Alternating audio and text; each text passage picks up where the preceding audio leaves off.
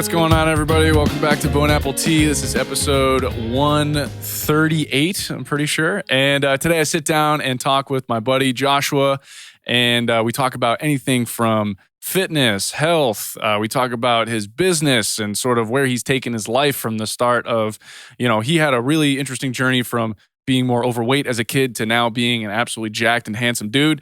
Always been handsome, but now he's even more jacked. And so this is a guy who's extremely interesting, and we have one of my favorite conversations about fitness, health, mental sort of acuity, and how to sort of navigate life and all of that. So get ready for that, and enjoy. Sitting down here with Joshua right now, chilling. We actually just got done crushing a workout, which was a friggin' blast. Yep. Look at that. I'm already taking a drink and we just started. It's rare that I get to work out with someone who's like pushing as hard as I am. And that was like one of those workouts where I was like, hell yeah, the whole time. Yep. So Josh and I met, I guess at Six Flags. Was that the first time we met? Yeah. So we did a Six Flags commercial back in like August or something. I think somewhere August, September. September. It was summer, right? Yeah, because it was late summer. Because I was just, yeah. Yeah, and I remember when we met, it was very much just like right off the bat, we just clicked. Yep. And I was like, and I remember being like, because as a guy who works out, you always can tell when someone else works out. And this guy was wearing like a loose fitting shirt, making it looking like it wasn't loose fitting. And so I was like, damn, all right, so this guy lifts too. So it was a ton of fun, like actually just being on set. I think that was like one of my favorite shoots I've done. It was so much fun from front to back. Like I couldn't get over the fact of how much fun we were having and getting paid to do it. I still can't get over it, honestly. Yeah. It was one of those commercials where like I was like, damn, I wish life could be like this every day. Dude. So I want to talk a little bit about like just like, you first of all, and like how you got to where you are, like which I think is really unique and really cool and fun and inspiring. So I don't know, like you're jacked now, but you weren't always jacked. No. So tell people a little bit about like what it was like coming from where you were before. All right. So growing up, I was actually obese. So like if you were to talk to my old doctor as a kid, like, so I'll start when I first realized it.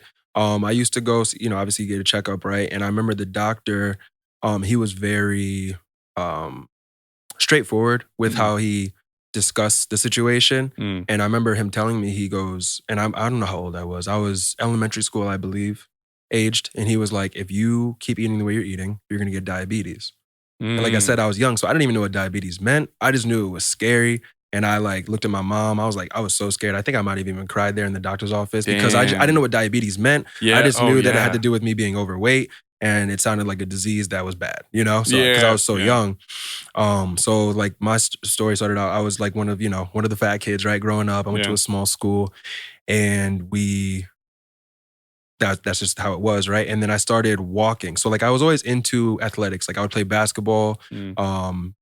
Outside we would play a lot as kids. We used to play with like sticks, and we would like fight with sticks, like kind of like Donatello from Ninja Turtles and stuff like that. Like I was always active. I just ate a lot. Like I was the person, I wasn't into sweets. I was into second portions of dinner, second portions of lunch. Like our babysitter, after we've already, we had breakfast and lunch at school, the babysitter, she would also make us grilled cheese after school, and we can have as many as we wanted, stuff like that. So the issue was that everyone was always feeding me, and I'm saying yes to it because I love food, right? Yeah. So, and I'm still like that now. I just work out a lot to counteract that personality trait, right? Yeah, that food's going straight to those biceps and chest, dude. So, in eighth grade, I asked my mom to help me out. My mom's extremely fit, like ridiculously fit. And I asked her to, I knew I was going to complain, right? So she would wake me up an extra half hour or so early before school, and I would just walk on the treadmill in the basement, and I would complain. I was tired. I didn't want to do it, right? Yeah. But I started instantly at 12 and 13 years old, feeling like more energy. Like, it was cool because we're eighth grade, right? We're the top dogs in the middle school. Right. Our health teacher, she would allow us to play dodgeball in the morning if we got to school early. While you're, like most people wait in the cafeteria, stuff like that. Eighth graders and seventh graders, I believe, were able to play dodgeball. So like I remember going there and just feeling like amped up after my little walk in the morning, right? Yeah. So I started walking in eighth grade. And then I didn't start really lifting until my junior year of high school. So I took Oh, wow. Okay. Yeah. That makes sense though, too. Like it's still like junior year of high school is still pretty early to start lifting.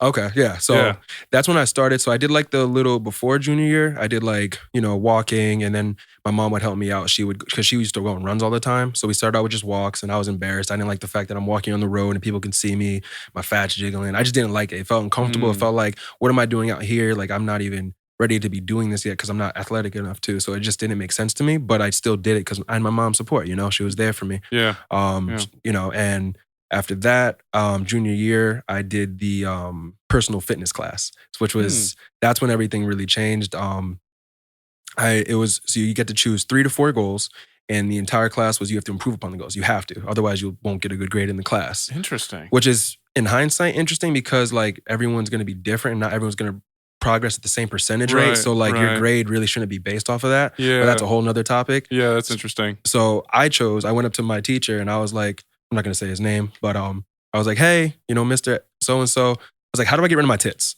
I was like, bench press or push-ups? And he was like, bench press. And I was like, okay, I'm going to do that. So I started benching, bicep curls, hamstring curls, and something else, because I remember hearing as like in high school that if legs are a larger muscle group, so you'll burn more calories. And my whole goal was to lose weight. Building muscle really wasn't the focus. It was losing weight was the focus. Right.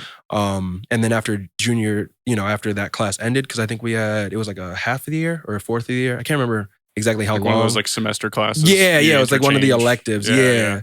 A lot of my friends started going to Anytime Fitness down the street where I live now.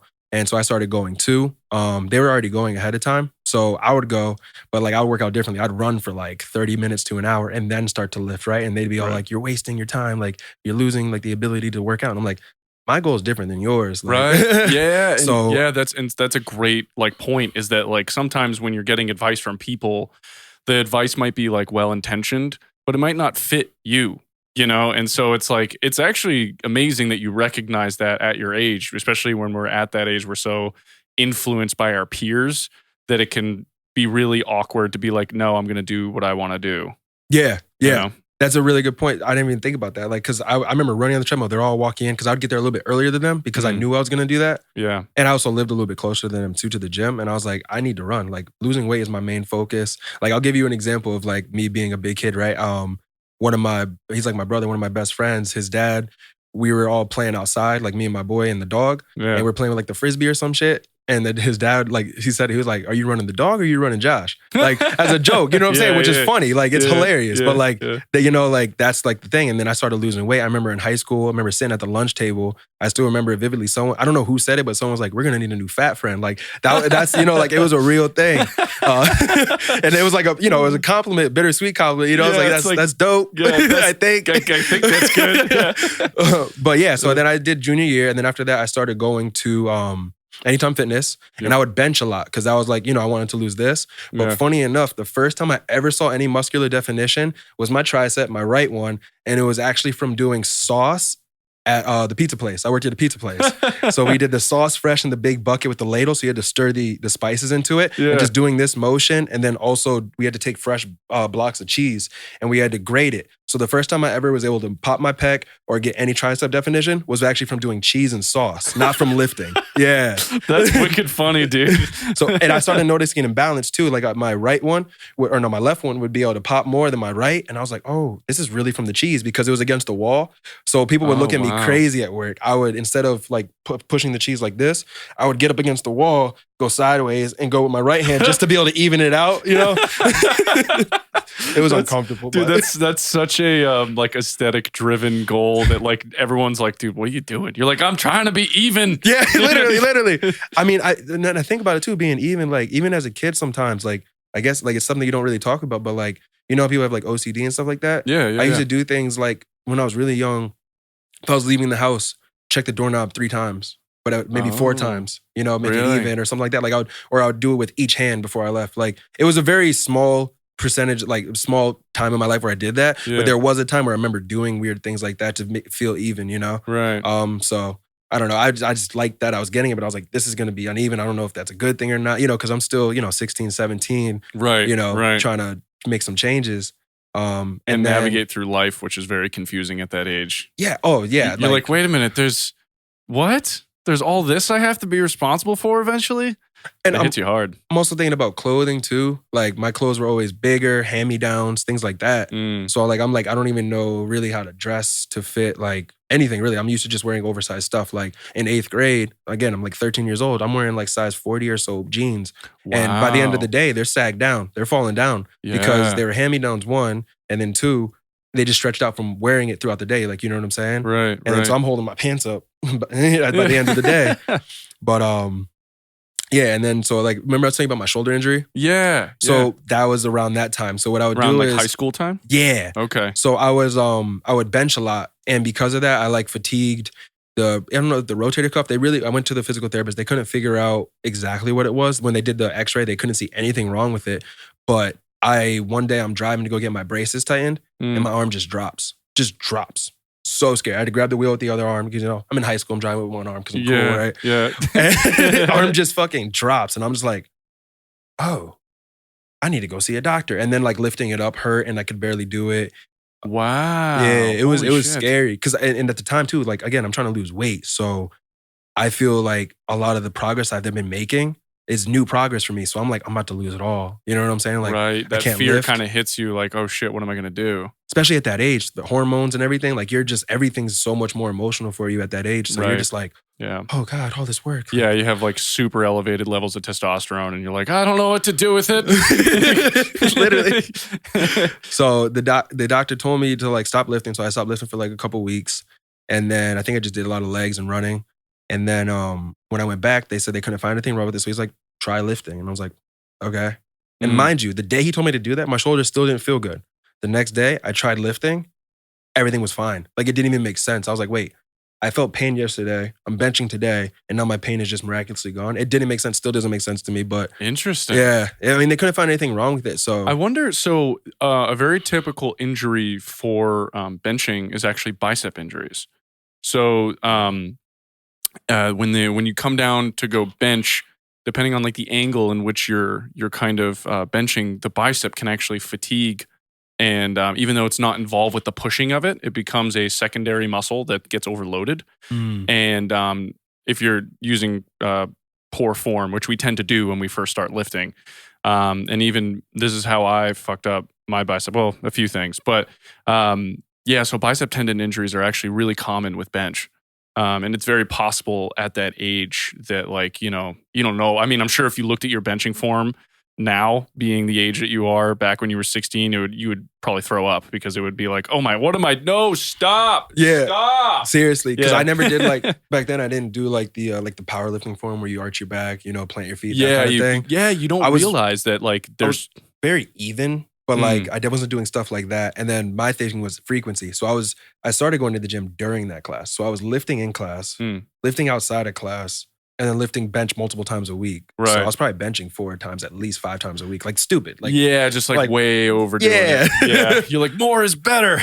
And my logic was, you know, thinking I was smart, you know, 1 rep max, right? I'm thinking, well, your 1 rep max is how strong you are at your most high energy point, right? Yeah. So I would go into the gym, no warm up, nothing. Just 275. Let's see if I can do it. 1. Oh, God. You know, and you know, older people in the gym are like, yeah, well, did you do any warm-ups? Zero. I would tell people that too. I'm like, no, I'm not warming up because then I will be weaker. Like, I need to try this now. Wow.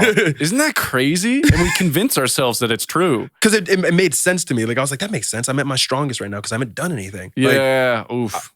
Yeah, dude. No wonder why you fucked up your shoulder. Right. Jesus. Holy shit. Yeah. So you injure your shoulder for the first time. You come back. You're feeling strong. You're in high school at this point. Yep. Still in high school. Yep. And then so where do you go from here? One comment that I want to mention here is that at the time you thought that you could spot reduce. You know, like if you benched, you could get fat off your chest, right? And like not understanding at that point in time that it's like fat reduces as a whole through caloric deficit, as opposed to like, oh, if I want to get a really tight midsection, I have to do tons of crunches and that'll fade the fat away. Yep. And that's like a really big myth that like I don't think I learned until I was like in my 20s, like early 20s. It's so common. It's so common because it kind of makes sense. You know, you're burning the fat there, which is not really the case. Yeah, and it's like the confusing part is that if you're sort of in the skinny fat realm where you're neither super overweight, but you're also not super in shape. If you do train, you'll start noticing more muscle definition without necessarily losing fat. But that's because you're building the muscle and then the fat's kind of surrounding it. So there is a little play there. But if you're super overweight, you're not going to shed the fat in that area. And it's just funny when we're teenagers, the stuff that we think is true, you know? Yeah, because everyone tells you that, especially like, I mean, there's people who are older now, like in their 40s, 50s, you know, like who still say the old school way of thinking when it comes to lifting and bodybuilding that is not right. Yeah. There's still older people who are like, yeah, spot reduction is like, you know, because that's what they were told, you know? Like, yeah, exactly. We tend to believe what people tell us when we have respect for them. So they probably were told by someone that they respected when they were younger. Exactly. You know? So the stuff we're going to probably talk about today, 10 years from now, someone's going to be like, no, how could they ever have believed that? You know? That's a good point. I actually think about that a lot because, like, you know, there's all these things like, you know, for a while, like margarine was better than butter. And now we've kind of reversed it. And we're saying, well, actually, butter's fine. Just don't overdo it. And now it seems like, you know, we kind of say calories are king, like Seco, you know, calories in, calories out seems to be like the mantra. It's like, if you look at like a pyramid of things that matter, it's like calories in, calories out at the top, meaning, you know, don't over consume and you won't gain weight. And then it's like, then it's macros. So now, you know, favor some protein, get your veggies in, you know, have a, you know, good split of carbs and stuff. And then like the micronutrients and stuff like that tends to be at sort of like the bottom of that 4 pyramid, if you will. But so, okay, so you're in high school, so you injure yourself for the first time. Mm-hmm. Did you continue to lose weight after that just because you were running and doing legs? Yeah. I mean, during the injury, yes. Yeah, I was losing, I mean, a little bit, you know? Yeah. Because again, like I worked at the pizza place. So like it wasn't abnormal for me to have an entire large pizza during my shift. Yeah. I mean, you know? Yeah. And you're a kid too. So it's like, I don't know about you, but I didn't really understand nutrition until like, honestly, until I was in like 22. I kind of understood it, but I wasn't like super knowledgeable about it till then. So it took a while. I would try so many things because I would watch a lot of YouTube, even back in high school. Like I realize it now, like I've been watching YouTube for way too long. That's like 10 years of addiction to YouTube, low key. Yeah. Right? But I used to watch the Hodge twins, actually. I don't know if you remember them. Yeah. Well, because they started out with fitness stuff and now they're like super political stuff. Yes. Yeah. Yeah. Twin muscle. Yeah. So that's when I used to watch. And then for me also, I could identify with them because we looked the same. We had a similar, like they used to be, they were skinny fat, but point is like, for me, it was just someone I can identify with visually as well as like, you know what I'm saying? Like I feel like we were built similar. They talk a certain way too. That's like, you know, I think like very, how do I say, like colloquially, like they're not using like super sciencey terms. Like they're out here like being relatable in conversation as opposed to like super sciencey, which is like easier to digest. That's exactly it. Yeah. And then at high school, that's even more perfect, right? Yeah, exactly. And so like I tried intermittent fasting. And again, back to the logic thing, right? Yeah. So they say like, you know, 11 to 7, 8-hour window, you're more likely to lose fat. So I'm like, well, okay, 4-hour window, you're more likely to lose even more fat possibly, right? Yeah. So me, for a little while, I did, and also part of it was because I had braces, I did a 24-hour window. So I would literally go 24 hours without eating, get home from school at 2, and then I would have 4 plates on the table. I was so excited. And I would go in over, you know, I'd get all my protein and my macros. So I would get a certain amount of protein in that I wanted to get in, which at the time I was doing body weight worth amount of protein roughly. Yep. And then I would do, like just 2,000 calories or 1,800. You know, I was whatever I was doing at the time that I thought was going to help me lose weight. Right, and then I want to eat for another 24 hours, which was hard because when I worked at the pizza place, there's food all around me and I can't eat. Or at school, I was always the kid that people gave their leftovers to or their food to. Oh, wow. So I'm sitting at school in high school, like everyone's like, oh, hey, do you want I didn't really want to eat today. Do you want this? Oh, I want that. And I'm like, no, thanks. Thank you. I really do, but I can't. Yeah. I can eat in 2 hours. Fuck. Yeah, dude, that's crazy. A 24-hour fast. I didn't do that for too long because I was like, this is not fun. Yeah. And then like when you go to eat, you must feel like super bloated because you just ate a whole day's worth of calories just in that one meal. And then I'm going to work like full, tired, got the itis, and I'm like, here we go. Yeah. Time to go throw some pizzas up. Yeah.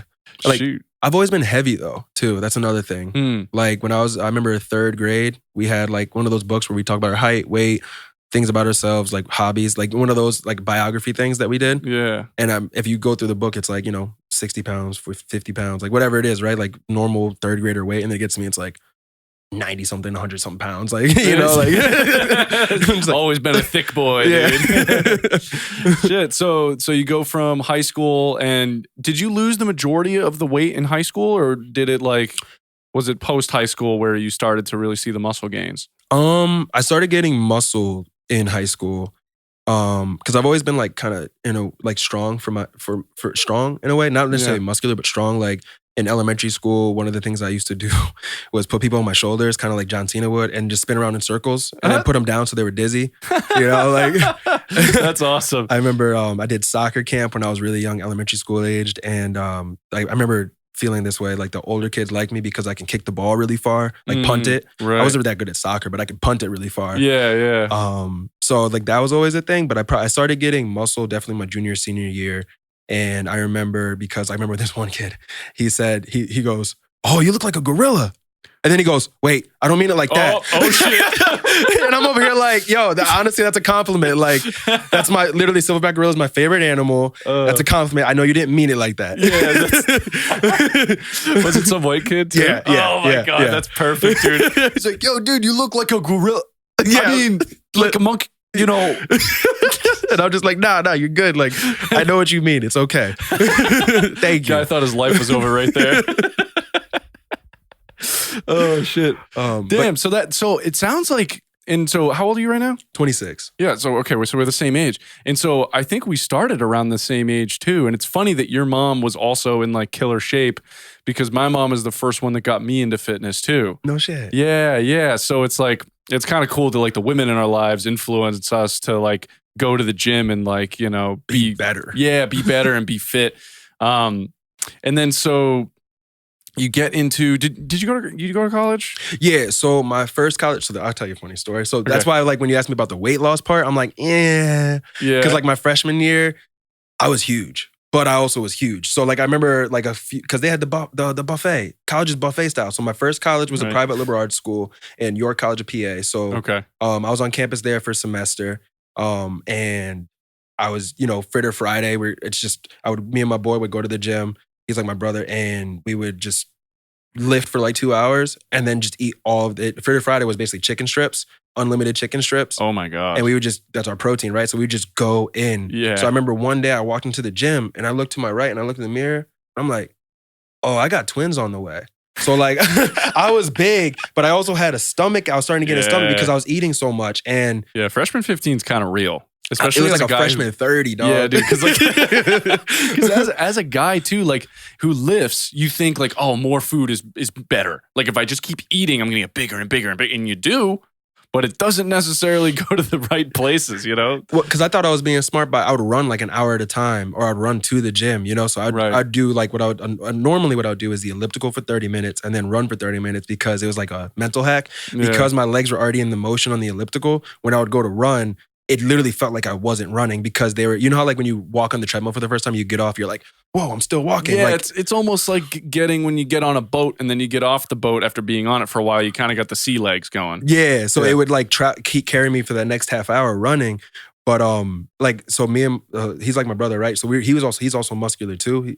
And we were known, like there was one of the frats, like my nicknames were Hulk, Roids, like all these different names, right? And I'm like at 18, it's cool, you know? Yeah. And then over time, I was like, you know, I like the Hulk stuff, but the roid stuff, I'm not really about that. Muscles is cool, all that. But roids, like, nah, because now you're taking away from the hard work I'm doing, right? Yeah, you know? Yeah. But yeah. It's like, it's funny. The being accused of taking steroids, I think is like it's a great thing, because it's like, oh, wow.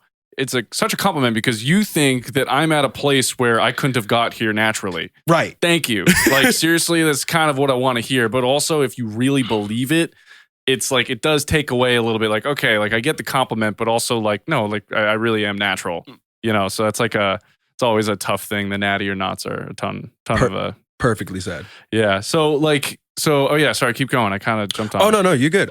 Yeah. So then I was there for a semester. I got over 230 pounds. Like, that's what I remember. 230. Wait, how tall are you too? I'm 5'9.5". Yo, 230's a thick boy. I was like 236. Yeah. For me, I struggle to get to 200.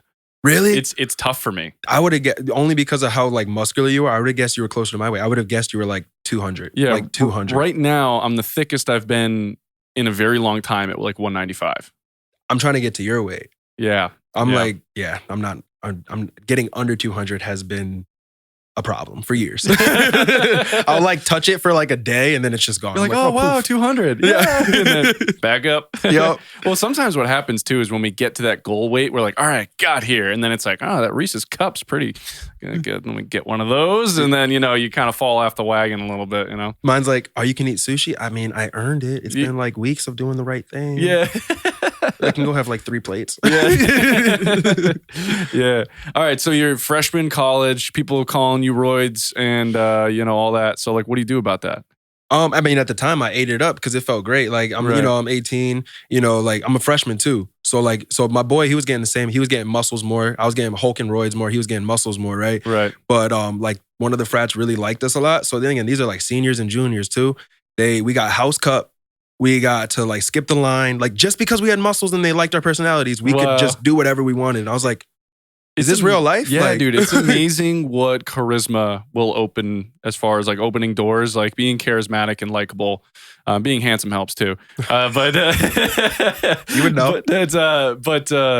So it's like it is funny how that happens. That if you can charismatically work your way through life, you'll get open doors for like no reason. I still shocked about it because like I said, we stayed there for a semester and then I left because like I didn't like living in a dorm. My roommate was great. He was fantastic. Like we were close. I had like the combo to his safe. Like I'm talking, we were everything was there. It was good. It was just being in the dorm. My room was the place to be. So I was getting sick often because people were in and out of my room, like hygienic wise. My roommate was clean, but like still people coming in and out. Yeah. I was on the sports kids floor, so it would stink because the lacrosse players, like stuff like that. Like I was like, I'm paying how much money to have less space and privacy? Like, no. Like I got my experience. I lived in a dorm. I got the college experience. I'm out. So that's when I came back to Connecticut.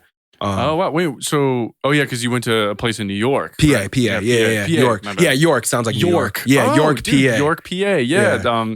I had family that used to live there like way back in like the 60s. Oh, and for stuff. real? Yeah, grandparents and stuff. Gotcha, yeah. Yeah. It was a good school. It was a small private little art school. And like, it was actually funny enough. I don't know, it's not really funny, but it was actually rated like at that time, one of the top dangerous places in the country, city-wise, per capita. So like not dangerous overall, but per capita. Interesting. So like it was in the middle of nowhere, but they told us don't go on any street that was called anything to do with royalty, right? So you leaving campus and then you go to like, there's like the frats and the sororities. And then it's another street where it's kind of like frat sororities or houses. Yeah. And then after that, it's King Street, Queen Street, Crown Street, all these streets. So it's like basically like don't leave campus. Like, oh, interesting. Yeah, they had like a whole initiation week. So everyone had to be extra careful, stuff like that. You never think it too because of like the campus majority was, but I mean, actually you might think it because most colleges, especially like the nicer ones, are like right inside of poverty. Yeah. I mean, that's where money goes. Money, that's how money works, There's always a weird like dichotomy between like the mega rich and then like the super poor. And they tend to be like separated by one street. Literally. Yeah. Literally, the town line. Yeah. Yeah. So, but that was, and then I went to Middlesex Community College, got my business administration degree and my associate's degree. And then I got my bachelor's in management from CCSU in Connecticut. Very cool. For both of my degrees, I was number one in my class with a 4.0 GPA. Get the fuck out of here, dude. Yeah. That's great. Yeah, I didn't even know it too. For my associates, I'm walking through campus. It's like my last semester there, and I'm like, I'm happy I've been there because my professors were fantastic. Like the business school was great. Even the non-business school was great because I like to learn like you, right? Yeah. So I would take classes for fun, like nutrition. It wasn't a part of elective, didn't help me get my degree, but I just took it for fun. Bio, I took for fun. Like I would take usually science classes for fun, just to keep myself fresh because I wasn't sure if I was going to go transition from business to physical therapy or what I was going to do. I wasn't sure. Right, so I wanted to make sure I kept that fresh because I know how information, like you'll slowly start to lose it like a language, Yeah. And I just enjoy learning, like, and one of my professors, she's fantastic. Like we're still in touch. A lot of my professors were still in touch. And she's like, hey, just so you know, you're on track to being, top in the class alongside another student. She's an art major, blah, blah, blah. So if you get all A's this semester, you'll be on stage. And I was like, oh, that's pressure that I didn't know I had. Yeah. Okay.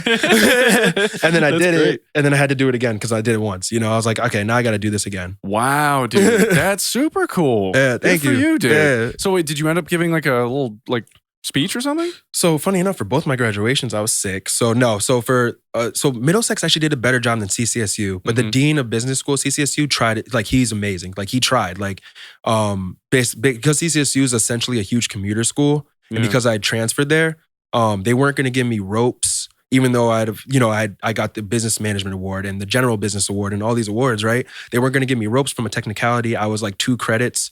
I didn't have 2 extra credits that I needed to have at CCSU taking at the school itself. And it's a giant commuter school, so that happened often. Like it wasn't like a new issue where people didn't get certain things because of their credits. Right. Because a lot of people, what's that school near Trinity? Not Trinity. One of my friends whatever. There's a lot of schools that people go to community college and then they transition to CCSU. And the dean fought for me. I literally walked into the office and I hear him on the phone talking to someone like, this is not fair. This is a really good student. He really tried, he's talking about me and he doesn't know I'm there. So that's how I knew he really meant this, right? Yeah, and, that's a good guy. Yeah, so I was able to get the ropes, but like I wasn't able to get anything else extra at graduation. But at Middlesex, I was actually on stage, but I was super sick. So like I was literally like on so much medication, like nose stuffed up, like fever, and I'm on stage with like the other girl because she also graduated with a 4.0, but she had an art degree. So it was me and her next to each other on stage, and we're literally just like, just there. Like we're just there. Like we didn't do anything special. Like we got our diploma. Like we didn't give a speech or anything. But it was cool that they gave us like an actual out of wood plaque for our awards, whereas CCSU gave us like paper. Like you can tell like Middlesex actually cared. It seemed to care at least a little bit more. Yeah, about its students. Yeah, and they even said that too. Like they would make the classes a little bit harder so that the credits would actually transfer. So people think community college is easier, but some of the classes they actually make harder on purpose because they want to prove that they're transferable. Yeah, that's good, dude. That's really cool. And then like it's nice that like you actually felt appreciated at a school like that, And it's funny that they treated you better at the community college than the, CCSU. Yeah. That's really interesting. And then so you get this degree in management. So right now you're like a realtor, right? Yeah. I just started that. That's super cool. How is that? So I'm new. So it's like I'm still getting my bearings, getting my sea legs, right? Yeah. But I love it so far. I've always wanted to at least do some portion of real estate since I was a kid. My dad gave me a book when I was middle school because I used to read a lot. Like I wish I had read like that now. My attention span, I think social media or whatever, like it's not what it used to be. It's tough, man. I'm not reading as much either. It's bad. I used to read Goosebumps was a big one for me as a kid. Oh, hell yeah. I used to read a book a day. Like I literally was in competition with, she ended up actually in high school being the valedictorian, but in middle school, I remember me and her would go book for book. Like she used to read more books than me, but I remember I was on her heels, Watch out. Shout out to, her. That is. Yeah, but so when it comes to, what was that? Whoa, bring it back. I was thinking about books now. I'm starting to think about all the books I liked. Yeah. What was the question? It was pretty much like, let's see if I can remember too. It's like you were talking about real estate, and how you got into it, and like I started reading Rich Dad Poor Dad when I was a kid. So that's what made me. When you were a kid, you were reading that book? Yeah. My dad gave it to me. Your dad put you on. Cool, because one of the things that my dad did when I was a kid, which he didn't expect this to happen. So I remember the regret on his face, but like I guess happy regret, mostly regret. Right. We had a deal, not for progress reports, but for report cards. It started in like 8th grade. I would get paid for my A's. Nothing else, just my A's. Okay. But I was like a straight A student. So I was a saver, so I would just stack up, right? And I would also get paid for the books I read. So if I read a book, a complete book, front to back, that wasn't a school book, a personal book, I would also get paid. Yo, your parents are smart. I mean, I like this sort of reward system. I'm definitely going to do something like that for my kids too, because I was enjoying it. Like I was getting paid to do something I enjoyed. Like I enjoyed reading. Yeah. Right. So I would get paid for the books and I would get paid for my A's from not progress reports, but report cards. So then he gave me Rich Dad Poor Dad, I think, because he saw like I was reading so much. He was like, he wanted to get me started on something that he thought was going to benefit me more than just like a fantasy book, because like I liked horror. I liked Goosebumps and stuff like that. Yeah. And yeah, so I realized like at a young age, I was like, oh shoot, like this makes sense. And I remember revisiting the book a little bit in high school and thinking like, yeah, I'm going to definitely implement whatever this is. Like I thought, because you're in high school, you're a dreamer, you think like life's easier than it looks. You're like, once I get out of here, I can do this, this, and that, Yeah, and then you get out there and you're like, oh shit, it's actually really tough to make the moves I want to make. Yeah. So when I got done with college, I wasn't sure what I was gonna do. So like I did like internships during college at an insurance company. And I wasn't sure if I was just gonna go get a 9-to-5 or what, Yeah. And then one of my best friends, he ended up getting a job at Paychex. So I ended up getting a job there. He told me I should get a job there. So I got a different department than him. He was in larger market. I was in small market. Okay. So I was a business to business sales consultant. So I would just consult businesses on their employee management services, taxes, different I-9 forms, things like that. So I would just help them, avoid getting fines, because a lot of small businesses, because they're dreamers, right? Yeah. They don't have the resources larger businesses have. So they don't know, like, for instance, something as simple as storing the I-9 forms. If you don't store those properly through the very specific guidelines the IRS gives you, each one is a separate fine. Each form, not just like you made a mistake with all of your forms, so here's one fine. Each individual one is a fine. So like restaurants especially, because restaurants have high turnover, if IRS just pops up and says, hey, we want to take a peek, you can be paying $20,000, $40,000, like thousands of dollars in fines to the IRS just because of how you stored them. Not even because they're wrong, just where you stored them. So like our service, you can put them in the cloud. If you put them in the cloud, it counts as okay. Interesting. Stuff like that. So like that was my business. And my goal with that job was to pay off my Sallie Mae private loans. Like my federal loans, they get the minimum. But my Sallie Mae loans, that compound interest, that needed to go. So that was my goal with that job, is get a car, pay off my Sallie Mae loans, and save up. So that's what I did. And it was a good job. And then now I'm here. So the reason why I'm here is because I quit that job in December of 2019 or January 2020, around there. Yeah. Went out to California and Vegas to see friends and family. And then I was actually about to move out there. And then, with COVID and everything, it like didn't happen yet. It wasn't even a thought. I mean, actually wrong. It was a thought, because I was on a bus going to California, and I'm getting texts from my family like, hey, did you hear about this COVID thing? A plane just landed in California, and there's like a bunch of people with it, blah, blah, blah. And I'm on the bus like, well, I'm about to go into the heart of it, I guess. This is scary. Like, I don't know what's going on, right? I was fine. But I was actually about to move out there, and then I get a call from John Casablancas, and they're like, hey, Eblin's wants to do a shoot with you. Are you available this day? And I'm like, I'm in California? Or no, I was in Vegas. I'm in Vegas, but yes. So like when? When is this? And they're like, well, it's either this day or this day. Blah, blah. I'm like, because this is my first paid shoot, because I did a couple music videos, but this is my first paid gig, and I was excited. I was like, I need to do it. Like, I need to do this at least once. So I flew back, COVID hit, couldn't go back to California or Vegas because of COVID. So I got stuck in Connecticut. And I was like, well, I'm gonna make the best of this. So I'm gonna go to school, get my real estate license, because I have the time. I was just like trading options and crypto and stuff like that throughout the year. That's how I was making my money. Wow, good for you.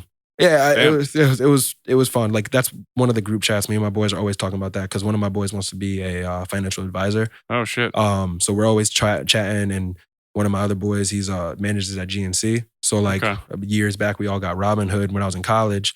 And that's when I just started practicing investing, because during college, my last 2 years, I told myself, because I worked again at the pizza place, insurance company and stuff like that.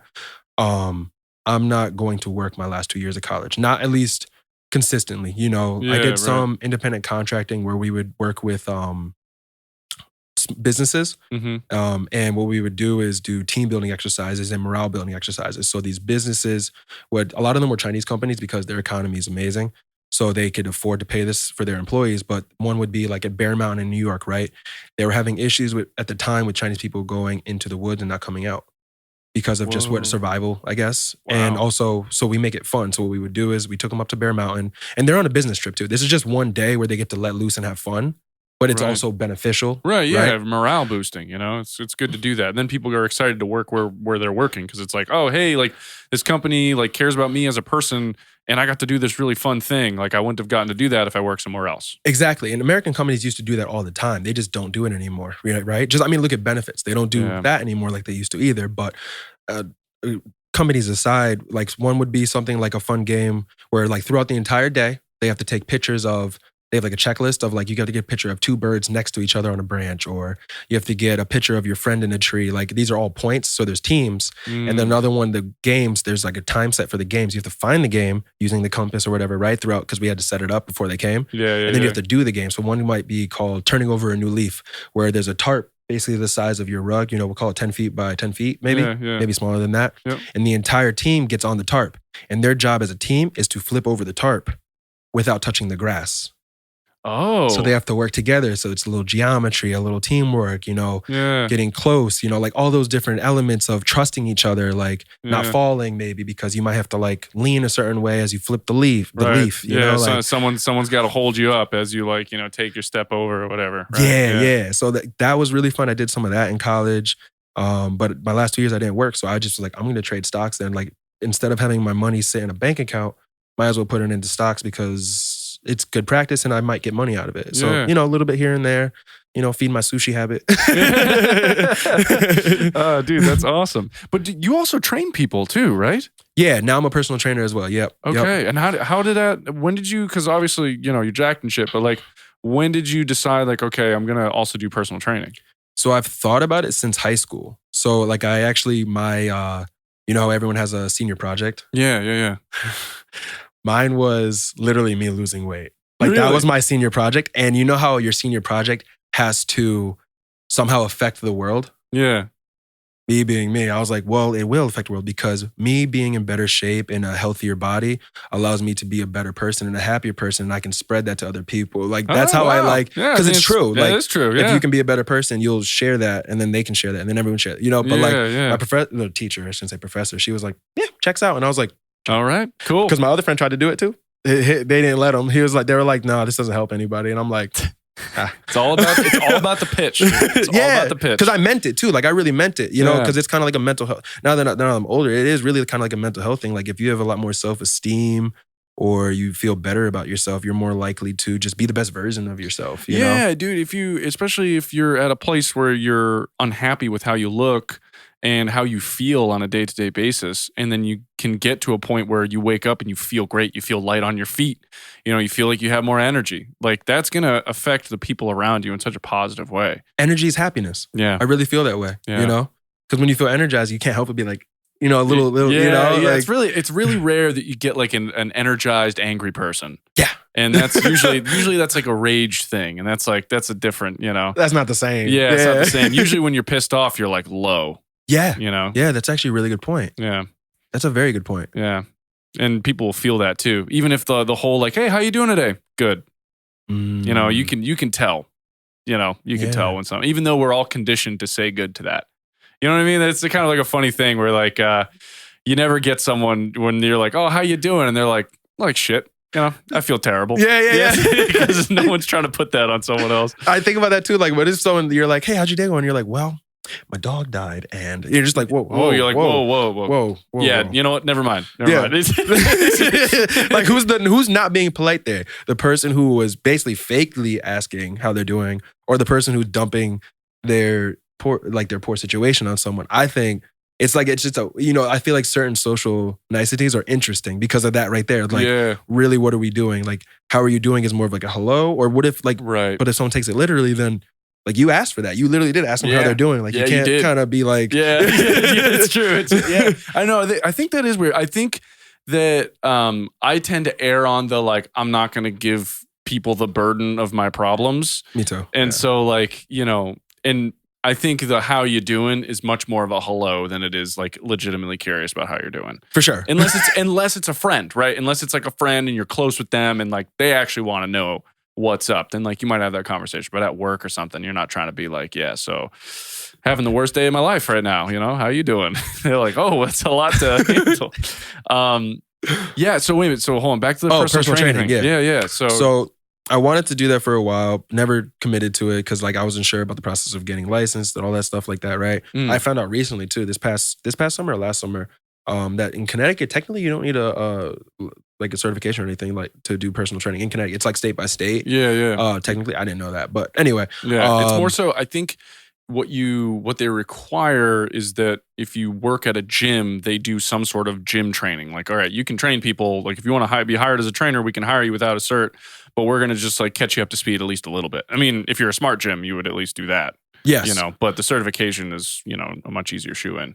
And I've noticed most gyms require you to get certified within a certain time frame after you join as an employee, because the Edge wanted to hire me and I didn't want to work there because it felt more of like a salesy job to me, to be fully honest. Like it felt like they were like, you can get paid off of selling these supplements and this and that. And I'm like, I've never even taken these supplements. Like, what do you like respectfully, like, no. Yeah. Like I'm listening, like Yeah. saying like, okay, I understand your model, but like this doesn't, I'm doing personal training for me is like for the heart. Like there's certain like I mean, most of the stuff I do is for that, but like generally speaking, like I want to do stuff that's going to make me money, but also make me feel good. Like I know that I'm making hopefully somewhat of a difference, That's part of the reason why I even have a fitness page is that right there is like right. An outlet for that, Yeah, and like showing people like examples of like, stuff. The thing with social media and people looking at you now, which is why I think this talk is so important, is that like if someone just looks at you now, they're like, "Oh, well, Josh was jacked."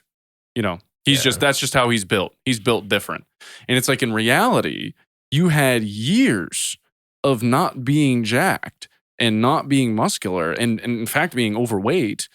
And you had to go through this really, really long process. It wasn't a 12-week program. It wasn't a 6-month program. It was a life thing that you had to mess up and injure your shoulder and, go through the, what do I eat? Oh, I'm just going to eat everything. Oh, whoops. That's not how you do it. You had to go through all these different processes to get to where you are today.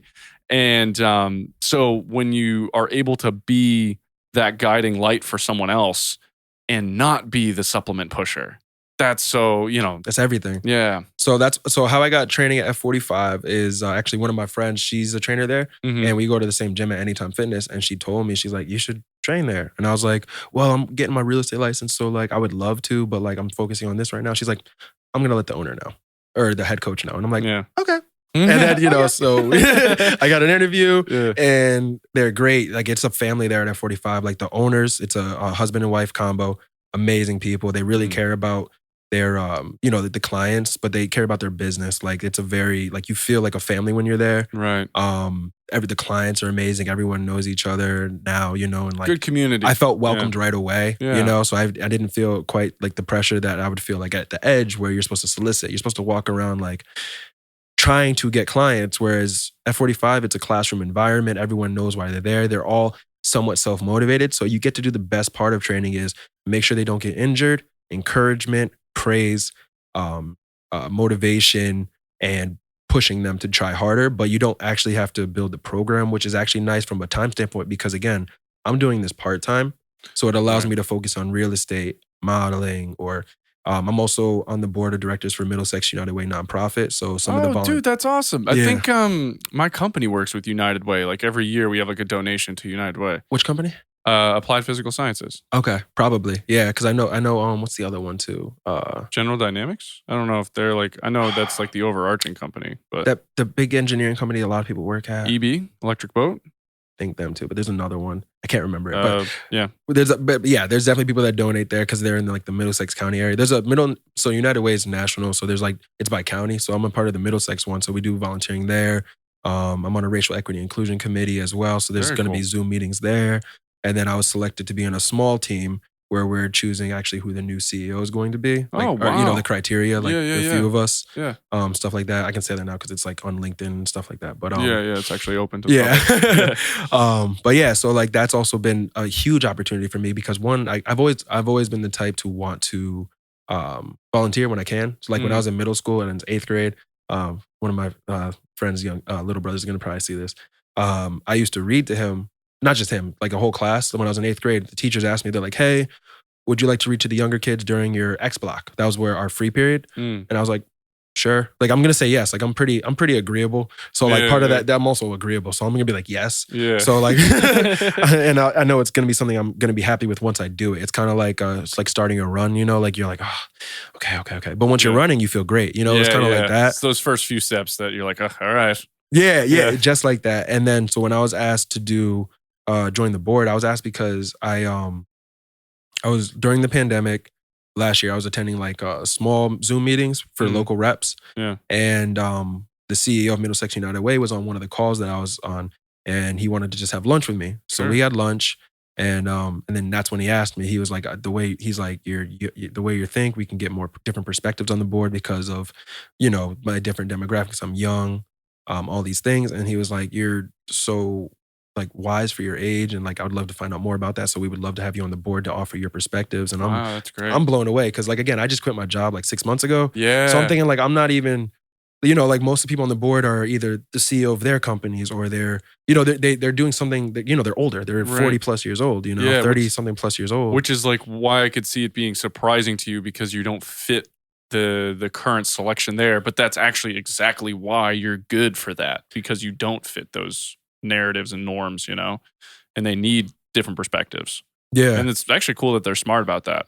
It's extremely like, I still am like mind blown by it because it's like, thank you for the opportunity as well too, because from a good, like a personal standpoint, like I get to do something that hopefully will make a difference, right? Yeah. But then also from like a selfish standpoint, it also is good for my resume. So it's like a win-win, Yeah, it's like a win all around in a good way, But I guess that's most things, right? Like you would hope, right? Yeah, you would hope, like especially if there's going to be some sort of collaboration with a company, you would love for it to be like they help you, you help them, and it's like a win for everybody. That's the most ideal situation.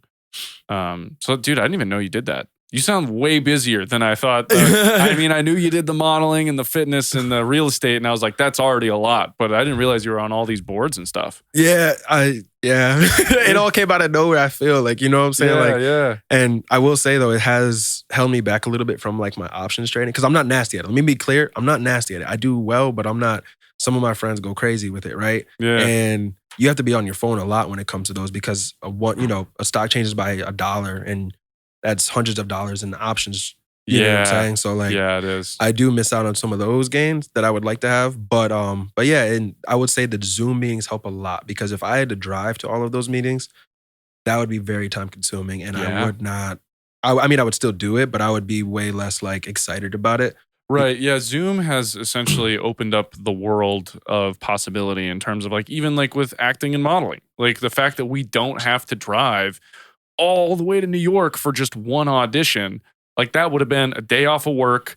For me, it's like 2.5 hours. For you, I think it's still even 2 hours. So 2 hours one way. Got to find a parking space. You pay for it. So you're paying for parking, you're paying for gas, you're in the car for a minimum 4 hours. If there's traffic, it's even worse. And now you can do an audition every single day from the comfort of your own home. And like, it's viable now. And it's great because what they can do is if it's a really big project and they like you through Zoom, then they can invite you. But now it's a little bit more guaranteed as opposed to like, you're just doing a one-off audition or whatever it is. And they're pretty much just casting through Zoom at this point, which is pretty cool too. But yeah, dude, it's really cool that you're like up to all this stuff. So, and now that we know like you're super into fitness, all this kind of like crazy stuff, what's kind of like your advice and kind of maybe what you do personally for like your eating and your supplementation? Like how do you approach that for yourself versus maybe what you might tell like general population? Oh, okay. I think I kind of tell general people roughly the same stuff because I can basically speak from experience. I tend to speak from what I've read, like research, like this is what I've heard, this is what I know, this is what I think, this is what I've seen, this is what I do, this is how I kind of combine the two. And I would like for you to try to do it, see what works for you. Right. But I'm telling you, this is what I've read and this is what I do and have done. It might affect you differently. Right. So I give them that preface first because everyone is different, and they also, just everyone's different. Right. And so for me, so people say this all the time, like, oh, you can eat whatever. And I'm like, I wish. No. I wish I could eat whatever. Yeah, no. I look at food the wrong way and I gain weight. Like, yeah. like your body can't wait. Yeah. Oh, bars. Oh, bars. Hey. Bars. There it is. Yeah. So for myself, as far as supplements go, we can start there. Okay. I take fish oil. I noticed that helped with my shoulders. Yep. Just make sure the microphone's a little closer to your mouth. Yeah. You can move this too. You can play around with the arm, whatever's comfy. But okay, cool. Is this good? Yeah. I I take fish oil. Yep. That I feel like helps with my shoulders, my joints. Because I notice when I don't take it, and especially if I am doing a lot of chest exercises, then I will feel maybe pain or something, especially my left shoulder because that was the one that was injured. I think I barely can remember because another injury I had was a wrist. I sprained it, and it was literally the same. It was 2018. It was the same day I was gonna go for a bench PR, and my Oh no, dude. Talk about the most disappointing thing ever. Oof. Ruined months because like I couldn't really bench. I couldn't even hold a bar. I I literally couldn't. I would go for runs and my wrist would pulse and hurt and it was in a thing in any way because. How did you do that? So annoying. So I wake up, I'm excited about to do a PR. And then one of my boys is like, yo, it was like springtime. It's like the first nice day of the year. Like, why don't we go play basketball? And I'm like, oh, I was going to go to the gym. And he's like, why don't you guys just play basketball instead? It's a nice day. And I'm like, I do love being outside. Like that is like, I would like to take advantage of this. Like I do. Yeah. Spring, summer definitely makes me feel more alive again. You know? Absolutely. So I said coming yes. out of winter in the in the Northeast here. Yeah. And so I didn't wear my basketball shoes. I think I wore my gym shoes. So that was already a mistake. That was the mistake right there, is that I didn't have on proper footing. Yeah. And also we played just at like a school. So there was dust, like dirt from the playground on the actual court. So I went to go left or whatever, right, whatever, doesn't matter the direction. And I slipped. So my body weight went one way. I went straight to the ground, so it had carried the momentum all onto my wrist. Oh, no. And it hurt. And I remember being like, no. So I started doing push-ups. I was like, I'm fine. Oh, no, which dude. was the worst thing I could have done. Oh. But I just wanted to make myself be like, no, I'm fine. Yeah. And like the rest of the day, it hurt, but I was good. And the next day I woke up and I was like, I can't move my shit. What's going on? I can't move this isn't good. Damn. Yeah, so that ruined. That's why recently the bench video that I posted, that's why it's so nice for me to actually hit any sort of PR, because that was 2018 and I still feel like I haven't actually tried to bench heavy since then, just out of fear of just like, I never want to be injured again if I can help it. Yeah. So I've just been basically maintaining and just getting back to where I was before and just basically maintaining and trying to work more on like my physique and maybe change exercises. But anyway, back to diet. So fish oil, on a regular basis anyway, this is what I do take, because I'm not perfect with it. Like sometimes I'll be on a streak where I take my vitamins and everything every single day. Yeah. Sometimes I won't take them for weeks and I'll forget. You know what I'm saying? Like, I go through cycles of just messing up. But fish oil, a multivitamin. I would take biotin at one point just because for my nails and hair, but I don't even take that regularly. You take creatine or anything?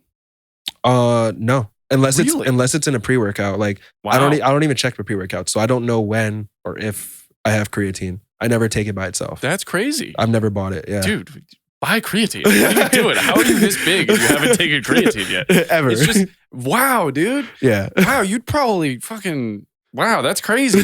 That's insane. Because I use creatine consistently. And the thing about creatine that like I think people have equated, certain people equate creatine to like steroids, but it's like nowhere near it. No. It's really just like, it's almost just like another, it's almost like a vitamin in a way. Yeah. And the only real benefit that you get with creatine is that, first of all, you have to use it consistently for it to work. And the reason is because creatine builds up in your muscles via pretty much through a process by storing it as creatine phosphate. And so we're going to get a little sciencey, but I won't lose you. No. Because I know you're super smart. So creatine phosphate chills in your muscles. We all know that energy comes from ATP, adenosine triphosphate, right? And when you use ATP, you get ADP. So one of the phosphate groups kind of like pops off, and that's where you get your energy from. So in the middle of your set, you're using that ATP. And at some point you run low on it, right? And that's when you start getting fatigued and all sorts of stuff. And then so what creatine does, if you have it built up in your system, it's now a creatine phosphate. And so what'll happen is the phosphate group from the creatine phosphate will pop off and then attach to an ADP, replenishing the ATP in your system, thereby allowing you a little bit more energy. Oh. So all it really does is give you that 1 to 2 extra reps in the gym. That's awesome. And so, it's really, it's great for mental focus. There's a lot of studies on like not so much mental focus, but mental acuity, mainly for people that don't get it in their diet. So vegans tend to see a much bigger spike in mental acuity when they take creatine, just because it's not in vegetables. It's in red meat, right? Red meat has the highest concentration of it, but you'd have to eat about 2 pounds or more, 2.5 pounds of meat in order to get 5 grams. Oh, yeah. So it'd be a lot of red meat just to get to get like the proper dose of creatine, which is why people supplement with it. There's a bunch of different types of creatine out there, but realistically, creatine monohydrate is the one that you want to go for. It's the one that's most studied. It's the cheapest one because it's just been around forever. And these new ones keep popping up. But the thing is that the studies are showing that either A, they're performing worse than creatine monohydrate. Okay. Or number two, they're performing at the same rate, but it's more expensive. So to me, take creatine monohydrate. The other thing that people will say is that it'll bloat you. Like because Yeah, because the water weight. But the thing is that bloating is subcutaneous, meaning under the skin. So if you get water retention from salt, that water seeps under your skin, and that's where you get that sort of bloating factor. With creatine, the water is intramuscular. So it actually gets stored inside your muscles a little more, which is actually a benefit because it's kind of like oil for a car engine. Your muscles are going to be a little bit more fluid. Having water around your muscles is great in general. And then you get those few extra reps in the gym. The only important part, and this isn't a problem for you because you drink so much water, but if you are taking creatine, you do want to be drinking more water because it's holding on to water in your muscles, but you still need water for all your organs and all your regular bodily function. So it's good to be drinking on the upper end of the water consumption, which if you're listening to this for the first time, water should be around 90 to 120 ounces a day. And then but yeah, dude, you should be on creatine. How are you not on creatine? Yeah. That's crazy. When I first started lifting, I didn't even want to do pre-workout. I was I wanted to go off of my natural body's ability to work out. Like I'm a very cautious person by nature. So I didn't want to put anything in my body that could harm me. And I didn't want to feel like I was cheating. I wanted to feel like I was really doing this myself. Right. So even pre-workout was a no for me. So the only reason I even started pre-workout was because friends, like they're like, oh, try this. You try it once and then you already, boom, there goes the addiction. Yeah, there it goes. This is what it feels like. Yeah, you're like, oh my God, the pump is crazy, Yeah, you're like itching, you're like, oh God, I feel like an animal. Like, just bugging out and there it goes. And then the focus too. Yeah, well, because here's the thing is there's levels of being unnatural, right? Like there's I would say if you go 0 to 10, 0 being you don't even take multivitamins, right? 10 is you're on tren and testosterone and you're taking various anabolic steroids. There's an in between where it's step 1 is maybe using creatine and various supplements to enhance what you get without food, right? And supplements, remember, we want to maximize our food intake and then we use supplements to supplement our food intake, not to replace food, which tends to happen with a lot of people. They think, oh, the reason I'm not seeing gains is because I'm not taking a pre-workout. And it's like, no, the reason that you're not seeing gains is probably because either 1, your programming sucks, or 2, you're not eating correctly, right? Like those are the big rocks to cover first. And or sleeping. Or sleeping, you're right. Yeah, there's the third rock, sleeping. And anyway, so what was I even talking about? 1 to 10. Oh yeah, 1 to 10. And then so you put in creatine. I'd say creatine would push you into the 2 range, right? Like it's really not that unnatural. It's just taking concentrated, essentially a concentrated vitamin and giving it to you, just like you would with a multivitamin. Then you get into things like have you ever heard of ecdysterone or turkesterone? Yes, I recently too. I know that blew up on YouTube a month or 2 ago. Yeah. Now, have you ever taken either of those things? Not knowingly. My brother Jacob, he manages GNC. Yeah. So he gives me just free stuff all the time. So he just gave me some vegetable pills that I don't even know what they're for. It's probably just micronutrients. I don't even know. But sometimes I'll have stuff like that from him that he'll just give to me for free because he, it expired or whatever, stuff like that. But so not knowingly. But I thought about it when I saw those videos. Yeah, I took ecdysterone for the first time back, I think I was 23. So this would have been 2019 or so. Might have been my first time on it. The thing with ecdysterones and turkesterone, so they don't affect your testosterone. It's an estrogen beta modulator. So pre-estrogen beta modulator. And so people kind of speculate about what that could really do. A lot of it is very benign. And for most people, they probably won't even notice anything. For me, what I've noticed is a little bit more strength but nothing crazy. Okay. It's like you get a little bit more strength in the gym. You're supposed to have a little bit higher protein synthesis like rate, so you get more muscle protein synthesis for the amount of protein that you actually eat. But it's all very minor. It's all, and some people are just non-responders. So like it's very, so all the studies that have been on it, it's like not harmful for women, men, just hasn't been a problem. And it's actually so benign that people will say that it's just not effective. It doesn't do anything. And so it depends. Like when I take it, I've taken Ecti twice, and I'm actually on Turkesterone right now. Okay. And Turk seems to be a little bit more potent than ectosterone. So it's like you get a little bit more strength gains, but it doesn't like really, like you have to really know your body because like I've noticed like I'll even get a little slight increase in libido taking them. And which once again, you have to really know yourself to like recognize some of these things where you're like, oh yeah, I'm a little bit stronger. I can put 2.5s on the side. To someone else, that means nothing. But to someone who's been working out 10 years, adding 2.5s to something is like, oh wow, this is something. This is something. And the nice thing is it's not androgenic, so it doesn't affect your testosterone levels. It doesn't, you're not going to go bald. You're not going to get any of the sort of effects that you would get from taking something like a steroid. But I like it. Whether or not I'd recommend it for people is like tricky. Like I'll tell my friends like, yo, let's hop on a Turk cycle. But it's like, there's some people just won't even respond at all. So it seems like a waste of money in certain senses. But that I still can't believe you've never taken creatine. That still blows my mind, dude. So your supplements seem to be, you said fish oil. Oh yeah. So it was like, yeah, fish oil, biotin, multivitamin. You take like a green juice or anything? So sometimes I go through cycles of things. So like I said, my mom's stupid healthy. Like I'm talking, she makes body butter that's for our skin and our hair that she makes homemade. It looks like she's making meth in the kitchen. You know what I'm saying? Like it's all dude, natural I want some ingredients. Of that homemade body butter. I'll get you some. Really? Yeah, I'll get you some. Yeah. Dude, my mom would be happy to do that. Yeah. Dude, that would be sick. Yeah, next batch. I'll let her know. Make a little extra. But yeah, see, like, being a white person, people just think like, oh, we don't get ashy. You know what I'm saying? Because it doesn't show up. Because you can't see it. You can't see it. But we're getting, like, you get dry, dude. You got to moisturize, like my kneecaps and shit. Yeah. The elbows, especially with having the tattoos. Yeah. You got to moisturize the tattoos because it's like actually like healthy for the tattoo. It'll stay more vibrant. It'll stay better looking if you are moisturizing it. Just because you have healthier skin. But yeah, dude, I'm all about them butters, man. That just made me think of South Park. That's so funny. Yeah.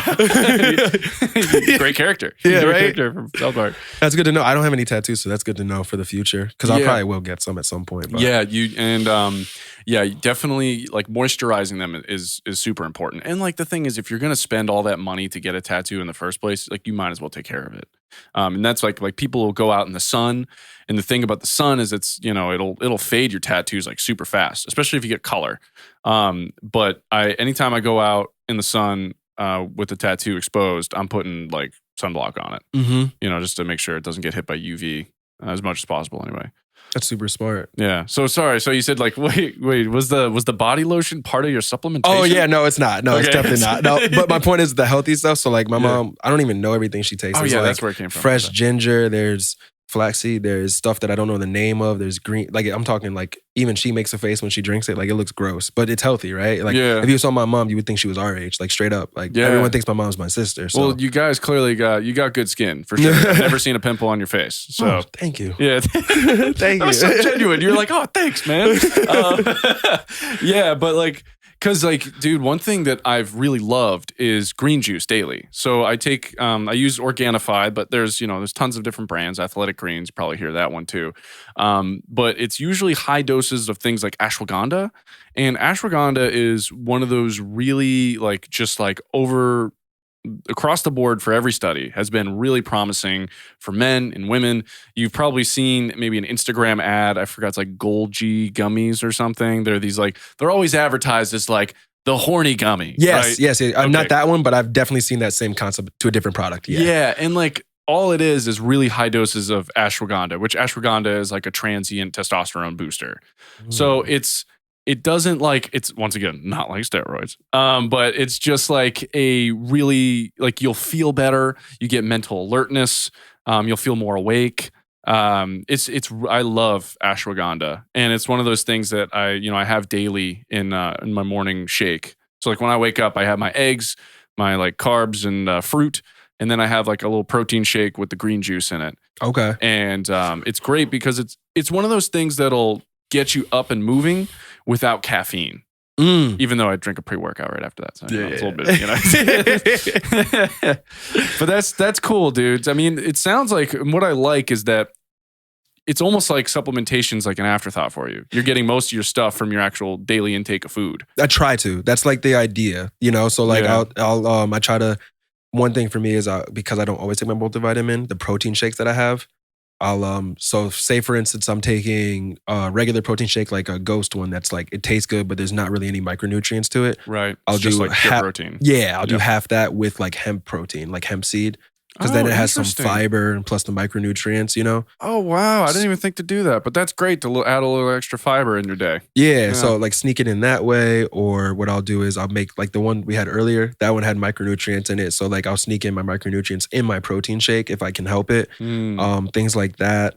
And then any more supplements. Pre-workout is a supplement I do take. I want to cut down on it, but I do have pre-workout. Yeah. And then just various different protein powders. Like I'll try pretty much anything.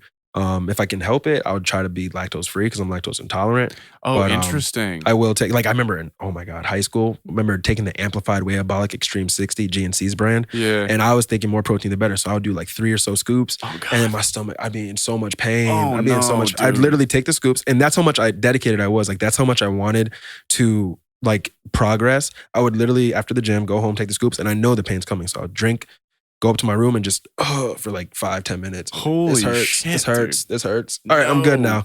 You know what I'm saying? Like that was like a regular thing in high school for, I mean, not the longest because I figured out like maybe take less or something. But at the time, I was like avoid no pain, no gain. Yeah. Especially stomach pain. Yeah. Damn, dude.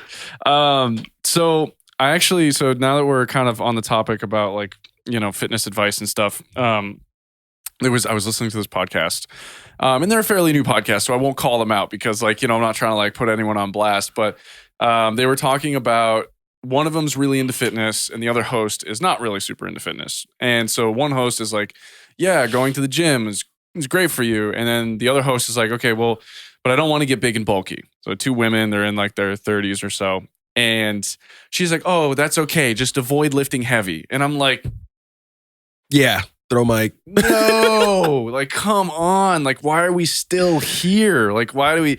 And it's crazy because in our space, like in the more advanced fitness space, I feel as though we've gotten to a point where we have correctly told the community, hey, just because you lift big weights doesn't mean you're going to get big and bulky, especially if you're female, because chances are you have like 1/10 of the testosterone of an average male. Yep. And the average male has low testosterone. So if you are a female, you can lift as hard as you want. And it's going to take a long time to build muscle. There's this weird sort of thought that like, oh, if I touch a big heavy weight, like I'm just going to look like a bodybuilder right off the bat. And it's like that. You know how hard I've tried for the almost 10 years to build my physique, and I still don't look like the crazy image that you have in your head of what being bulky is. Yeah. And so yeah, I would love to hear your thoughts on like what that is and like, how to give someone advice who's scared, like legitimately afraid, like, oh, if I go to the gym and lift weights, like I'm gonna get big and bulky. Yeah. I politely, when people say that, because I've had women say that often, but I've also had skinnier guys say that. They're like, but I don't want to get like you. I don't want to get too big. And like in my head, as if it was easy to look like you. Like I'm like, I don't mean like respectfully, like you won't. Yeah. Yeah, dude, like it's not like I just slipped and fell like, whoops, oh my God, I'm jacked now. Yeah. Oopsie doopsie. Yeah. Nah. Like it's in the same box for me as like, and again, it's if you don't know any better, then I don't hold it against you. Like, it doesn't actually affect me, right. But it's in the same box of people saying like, oh, this person looks great. They must be doing steroids every day. Right. It's in the same box of offensive as just like you're taking away the hard work. But if you think about it, when it comes to people do this with people who are successful financially, successful with their education, successful with their families, their marriages. If you see people successful, there's people, and some people don't realize they do it. They default to, well, this person got this. Well, they had this advantage. They did it. You know, it's easier than it looks because they had, you know, they find a way to justify it because it makes them feel better. Makes them feel better, period. Yeah. You know? Yeah. So what I do is I'll politely be like, no, you know, like, and then I'll give them like an example, like not even an analogy. I'll give them like just a real world example. Think about it this way. How many men do you know that are trying to gain weight in the gym and they're trying to be bulky and bodybuilders? And how hard are they working? How regimented do you see them being? How obsessive do you see them being? And how long do you see them get results? They're trying their damnedest to do this and they're not getting the results. So I don't think you're going to accidentally stumble upon muscle gains. You know what I'm saying? Yeah, like you're not, and that is such a great way to put it. Like, hey, look at all these men who have, on average, 10 times the testosterone that you have and still can't get to that bulky phase that they want. They want it. And during their prime, too. Yeah, during their prime. And they're struggling to get there. And so as a fitness community, we can give you programming that develops your strength. And I think one of the things that a lot of women in particular find is that once they see a little strength progress, they love it because it's badass to be strong across the board, regardless of gender, regardless of who you are. Getting stronger than you were yesterday is such a powerful or empowering feeling. Yeah, I completely agree. And that's like one of my favorite things to see. Like, and like, I'll give you an example too of like, this isn't, I guess, the same thing because she was already trying to be stronger. But this is a couple months ago, this summer, a young lady, I don't know how old she was, high school, college, I don't know. But I left my phone at the bench and I was just talking to another person at the gym. And then she was about to take my bench, right? And I was like, I walked over and I was like, hey, you know, like I was going to bench. She's like, oh no, you can have it. And I was like, no. Like we can work in together. It's fine. Like we can bench together. Like I'm not going heavy today again. I have shoulder problems. So I was being light on my shoulder that day. Yeah. And she ended up being like, hey, and I stood like away from her while she was benching because like, again, I don't know her. Yeah. And then she was like, hey, would you mind spotting me? And I was like, sure. You know, like I didn't want to just be standing there like, hey, stranger. You know, like well, I'm always careful about stuff like that. You're not a fucking creepy dude. You know what I mean? Like, because you're there legitimately caring about someone's and respecting someone's personal space. Yeah, their boundaries. Their boundaries and see, and you know what, man? The best guys at the gym, and there's a lot of them, are the ones that are encouraging females to be in the space with them. Yeah. Because like, I get it. It's daunting to walk into a gym and see a bunch of like big muscly dudes and be like, oh no, like I'm just a girl, you know, and a lot of girls feel that way where it's like, there's a lot of big, sweaty, grunting dudes and it seems really intimidating.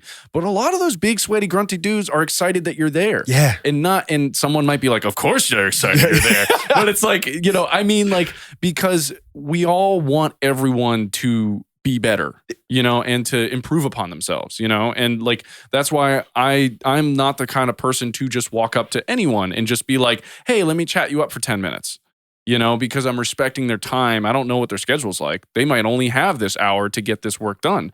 So I don't want to like, you know, impede upon their space and make them feel uncomfortable. I want everyone to feel comfortable because this is like my heaven. And so I want everyone to have that sort of feeling too. But yeah, sorry, keep going. So you're telling the story. I love the way you put that because that's exactly it. You want to share your experience. You've been there. You've experienced what it feels like to get better at anything too. It doesn't have to be lifting, but that's where we're at, right? That's the context. Yeah. And when you see someone stepping out of possibly their comfort zone, you want to encourage that. You're like, no, welcome. You're with us. Like, it doesn't matter how tall, short, fat, skinny, it doesn't matter. You're here and you're doing it and you should feel comfortable and happy doing it, you know? Right. So she ended up asking me to spot her and because of that, she's like, yeah, you know, my brother helps me sometimes. So she was like, can I, you know, she put on more weight to try it and she couldn't get it at first. And then I gave her some tips. Like, again, funny enough, like it's like one of those things where do as I say, not as I do. Sometimes, like I said, I miss my multivitamins. I don't lift with proper form because I'm going through the motions. Like maybe I'm just tired that day, but I still go to the gym out of habit, you know? Yeah. And I told her, I was like, this is what you're going to do for your bench. You're going to take, I don't know if you've heard about this. My friend told me this recently and seemed to have worked. I don't know. I didn't Google the research on it. I just tried it. But double breaths for exhale. So it was like, say I'm about to bench right now, right? And I'll take one. And then while my breath is still in, instead of exhaling, Oh, you take a second. Yeah, just like as much Interesting. as you can. And the idea is that it overloads the lungs with oxygen. Overloads the lungs Okay. with oxygen, and it helps push out more CO2. So Oh, then you interesting. actually end up more oxygen in your blood than you would have if you were just breathing normally. Huh. And then, so I told her to try that. And then I also told her to, basically get a good foundation on her bench, dig her feet in, put her upper back into the bench. Yeah. Like I gave her that. And I also told her to move her hands closer because, hand placement, chest versus tricep versus shoulder, like what muscle's going to be more activated. Yeah, right. She got 2 PRs that day. She went up in weight twice. Wow. After not being able to get it. That's everything for me. Yeah. And that you bring up such a good point with the bench, because the bench is seemingly an easy movement, but it's actually very complex because we think like, oh, just lie on your back and push the weight up. But people forget that a lot of power and drive comes from your lower body being planted. And so a lot of people will just kind of loosely put their feet down. But if you get those feet engaged, that's already step one. And then, you pinch your shoulder blades together. Now your back's nice and supported. Now when you come down, you're not just like all loose and flat backed and stuff. And so, yeah, I'll have to try that double breath thing. I've never given that a shot, even if it's like a placebo. I'm still happy to try it. You know what I mean? Placebos work. But it also kind of makes sense because you're breathing in the most amount of oxygen that you can get right before you go to push. And so having that extra oxygen is definitely helpful. So that's pretty cool. I haven't heard about that before. It was like because like similar to you, like if you met him, you click right away. Like we're always just watching podcasts, comparing ideas and results and like information we learned that day, nutrition, political, history, like literally anything. If it's just interesting, we're always just sharing information back and forth. Yeah. And that's just happened what he shared that day. So I tried it and it worked for me. So that's why I told her and it worked for her. But yeah, so what when it comes to like people lifting in the gym and like, people being nervous about gaining too much weight, like I tell them like, you won't. And if worst case you do, like a lot of women, they usually talk about their arms. Like they don't want their arms to look too jacked, right? Yeah. And I'll let them know. I'm like, well, first off, it'll probably look attractive. Like you actually will probably like it. It's not going to look the way you think it's going to look. It'll probably, a lot of times they want to lose the arm fat, right? And I'm like, well, here's the thing. When you build muscle, it's going to make your arm look more leaner because it's not going to replace the fat. You can't spot reduce, right? Right. But it'll give the look that you're going for. Just trust me, it'll give you the look that you're going for. Because the fat sits on the muscle tissue. And if you have a better developed muscle tissue, the fat kind of naturally wears itself better. That's why like even if you get in really good shape and you get really shredded, it's great to look shredded. But then when you gain that fat back, the fat just sits on your body really nicely because you have all this developed muscle and it's more just like dressing a frame, and if you have the muscle tissue there and it's not just skin and bones, that fat will sit on the body nicely because it surrounds the muscle. So it's like, if you got like a nice chest and you got good arms, that fat's going to kind of sit everywhere in like a nice little look, No, that's a really good point because, how like if you lose weight, people will say, like, especially in pictures, not in person, but in pictures, if you get really ripped, people are like, oh, you look huge, right? But then like you could have literally been 20 pounds heavier at your like during your bulking phase and pictures make you look like whatever, right? Yes, that whole concept of I know. People perspective. Like, dude, when I got shredded, people were like, yo, dude, did you gain like 20 pounds of muscle? I'm like, actually, I'm 178 pounds. I am the lightest I have been in a very long time. Right. It just looks crazy because you can see everything. So with that concept in mind, when I was in that freshman year, when I was over 230, my arms were fucking huge. Like, you know what I'm saying? Like I was huge, but it was like, it looked fatty. So like, because I was gaining so much fat, like, so there's no, like when we were talking about measuring earlier, I kind of wish I measured because I'm telling you, like they were huge. My arms were huge. Like they weren't defined, but they were monstrous. Yeah, like big fucking bulky arms. Yeah. Dude. You weren't getting the Hulk compliments or like name for nothing, Yeah, but so, yeah, I mean, I really like the advice that you give about that because I do understand, as much as like I hear that podcast that I was talking about, and I understand they even say we're not fitness professionals, which is a great thing to lead with. It does, like, I really want to squash that because I think we need to get to a place where any gender can go into a gym and be excited to work on their strength without some sort of fear that they're going to look a way that they don't want to look, and like when they go on Instagram and they see these women who are absolutely ripped, it's just like one of those things where it's like, okay, well, that person could very well just be on steroids. Number one, like women take steroids too. Anavar is very popular with women. Marathon runners take steroids. Yeah, steroids doesn't just do muscle building. It also is for recovery. So there's people who do steroids that you would never guess. Yeah, absolutely. Like, and then that's the other thing too. Sometimes people are like, oh, this guy's ripped, so therefore he must be on like gear. But sometimes your local guy that doesn't even look that great is also on gear, and he's just like eating like crap and has a bad regimen, you know?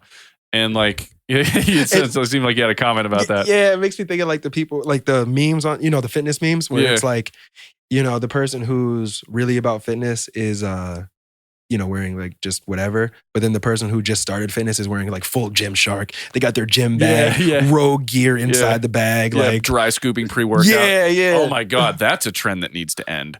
Forever. Yeah, like that. I think if you're dry scooping pre-workout, and I get it because it's online everywhere, but if you are dry scooping pre-workout, you do not understand what you're doing. You don't understand what the purpose is of the pre-workout, because most of the things in the pre-workout function because of water. And like people are like, oh, it's the same thing. You dump in the pre-workout, you swish around some water. I'm like, okay, so no. No. If you've ever done a chemistry experiment in your life, which if you haven't, totally cool, no judgment, but an order of things matter. Like doing things in a certain order matters. And mixing things into water changes it as opposed to dumping it in your tongue, essentially, and then swishing around 2 ounces of water. 2 ounces of water is not the same as mixing the same contents within 8 to 12 ounces of water. And so, gosh, I really want to see that end because I see a lot of really prominent fitness people doing the dry scooping thing. And I'm like, cut the shit. Clicks. People need clicks. They can't help it. They want clicks. They will sacrifice some of their integrity for clicks. Like I was watching a video talking about it's not really it's kind of fitness related, but it was talking about how a lot of influencers, right? They'll do videos where they show themselves without their, for instance, makeup on, or men maybe like they don't have the filter on that covers up their blemishes, right? Like things like that.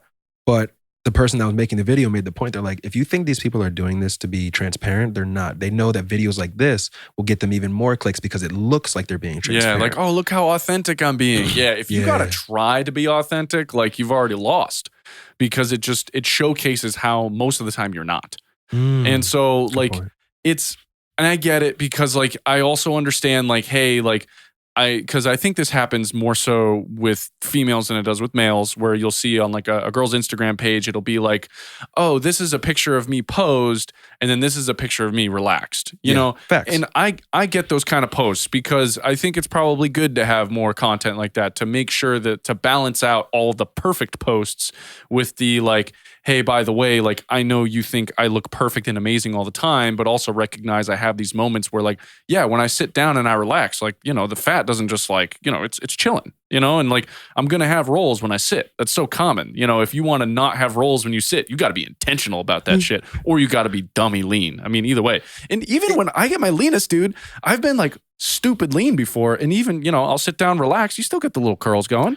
It took me until I was older to realize like when you sit down, it rolls. Yeah. It just is. It's your fucking body, dude. Yeah. So like I totally get those kind of posts where people are trying to be more authentic. But I think what happens in the fitness space too, and this is another problem, is flashy workouts.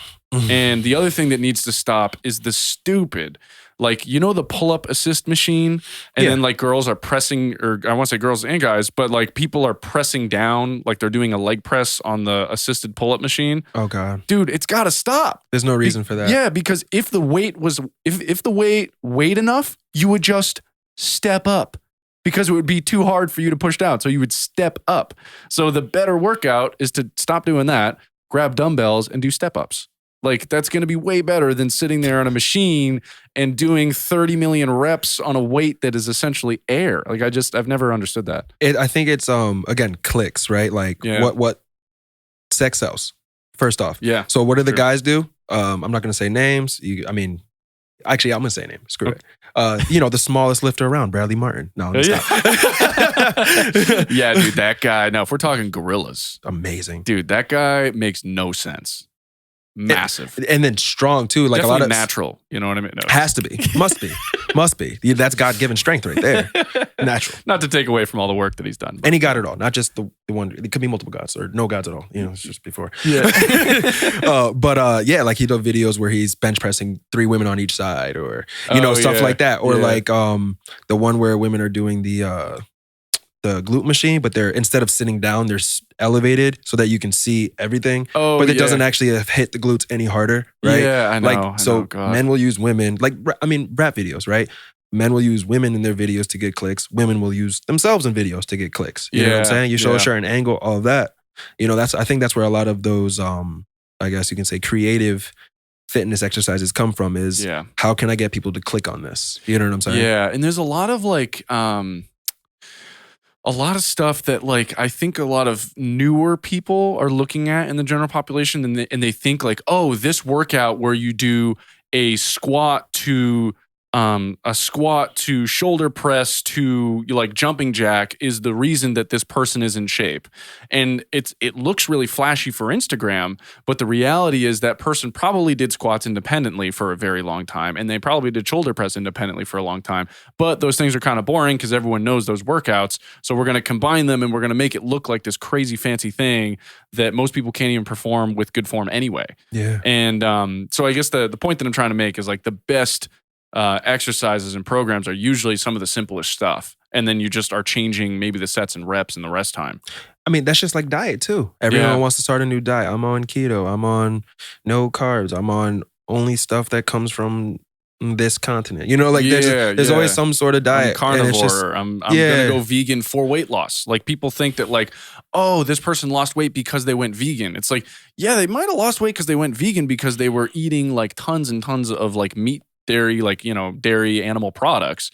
And it's the same thing with going keto. People are like, oh my God, I lost so much weight on keto. And it's like, okay, so you were either number one, way overeating carbs. And then number two, when you stop eating carbs, you also lose water weight, like a lot of water weight. And so, it is interesting. Like people are looking for that, like, oh, this is how they lost weight. And because I guess they want to attribute it to something specific so they can, I guess, like that is why, like you said, right? Right. And the carbs one is a great example because I posted in my story like the pasta and I was like, how many servings do you think this is? Oh, and yeah. I think I guessed wrong too. I think I might have said it was 1 serving. It looked like 1 serving. Yeah. It was 2. At least for that pasta anyway, it was 2. Because I weighed it out. It was 4, just over 4 ounces. The serving's 2 ounces. Like I was surprised. I thought it was going to be like a serving and a half. Yeah. Maybe even less than a serving actually. Like I wasn't sure. Yeah. That's why weighing your food is so important because then you realize, oh, that's 6 ounces of chicken. That's not a lot. Holy crap. I've been way overeating this whole time. People just don't realize. Like when you pull a bowl of cereal. Oh my God. Oh, dude. Yeah. It is almost guaranteed that you're eating minimum 2.5 servings every time you pour your own bowl of cereal. As you should. Measure it. As you should. I love cereal as a little snack. Hell yeah. You can like any of those. That's actually why I've been loving Magic Spoon. Have you ever heard of Magic Spoon? I've never tried it though. Oh, you can. I have a few flavors with me. I think I have pumpkin chai and I have their apple cinnamon. So we can open it up. You can try a bowl after. I would love to. It's good. The one. So I'm not like sponsored or anything. Would love to be, but I'm not. One day. Yeah, one day. That's right. Come on, Magic Spoon. It'd be another short film like Mad Dramatic, and then you could be like a commercial where it's like, so yeah, how did I? Oh, this AK runs on Magic Spoon. How? Crazy. Something, I don't know. But so I like it. So it's pretty high in protein per calorie. And the only downside I would say is it does kind of stick to your teeth. Okay. So like you do get this like, like you kind of gotta like spend a few minutes with your tongue like working it out of the like back part of your teeth. But it tastes really good. And the fact that it's as high in protein as it is, it really does like satiate that cereal thing that I get in like the middle of the day. I'll be like, oh, well, I can get 20 extra grams of protein in if I just pour a serving and a half of Magic Spoon with some almond milk, and then it's low cal and I get a little protein boost.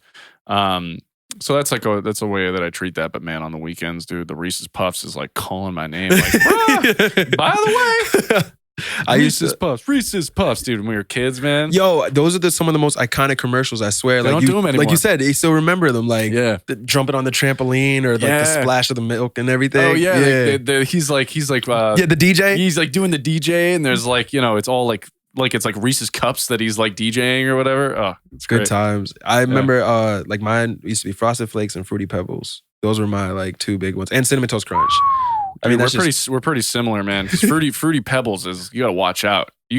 I feel like here's the problem with eating cereal, dude, is like it's either not enough or it's way too much. Mm-hmm. Like you either eat that first bowl and you're like, I could crush a second. And then you like crush the second, you're like, that was a lot, you know? And then you're like sick for the rest of the night.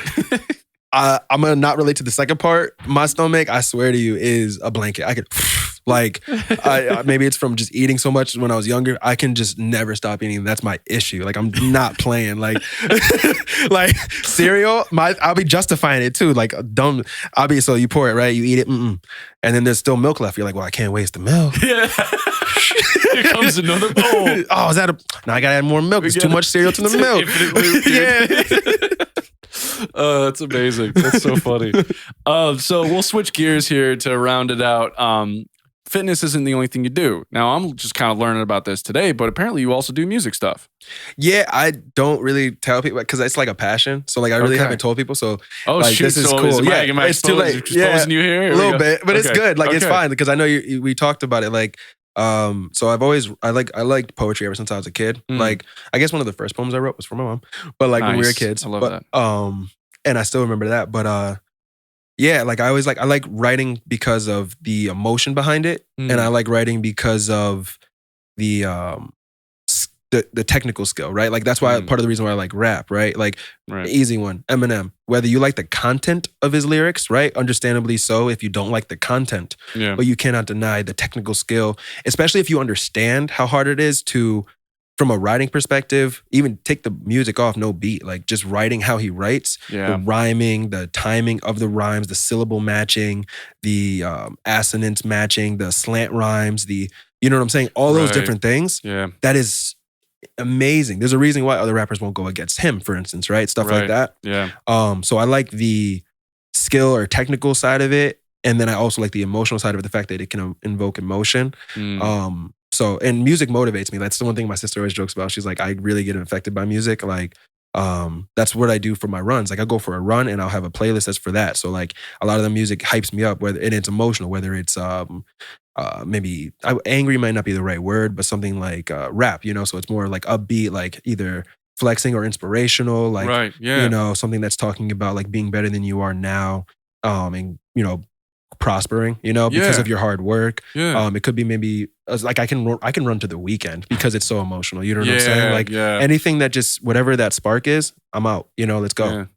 So yeah, I started recording at my friend's house in his living room because he's, you know, we just started. How long ago was this?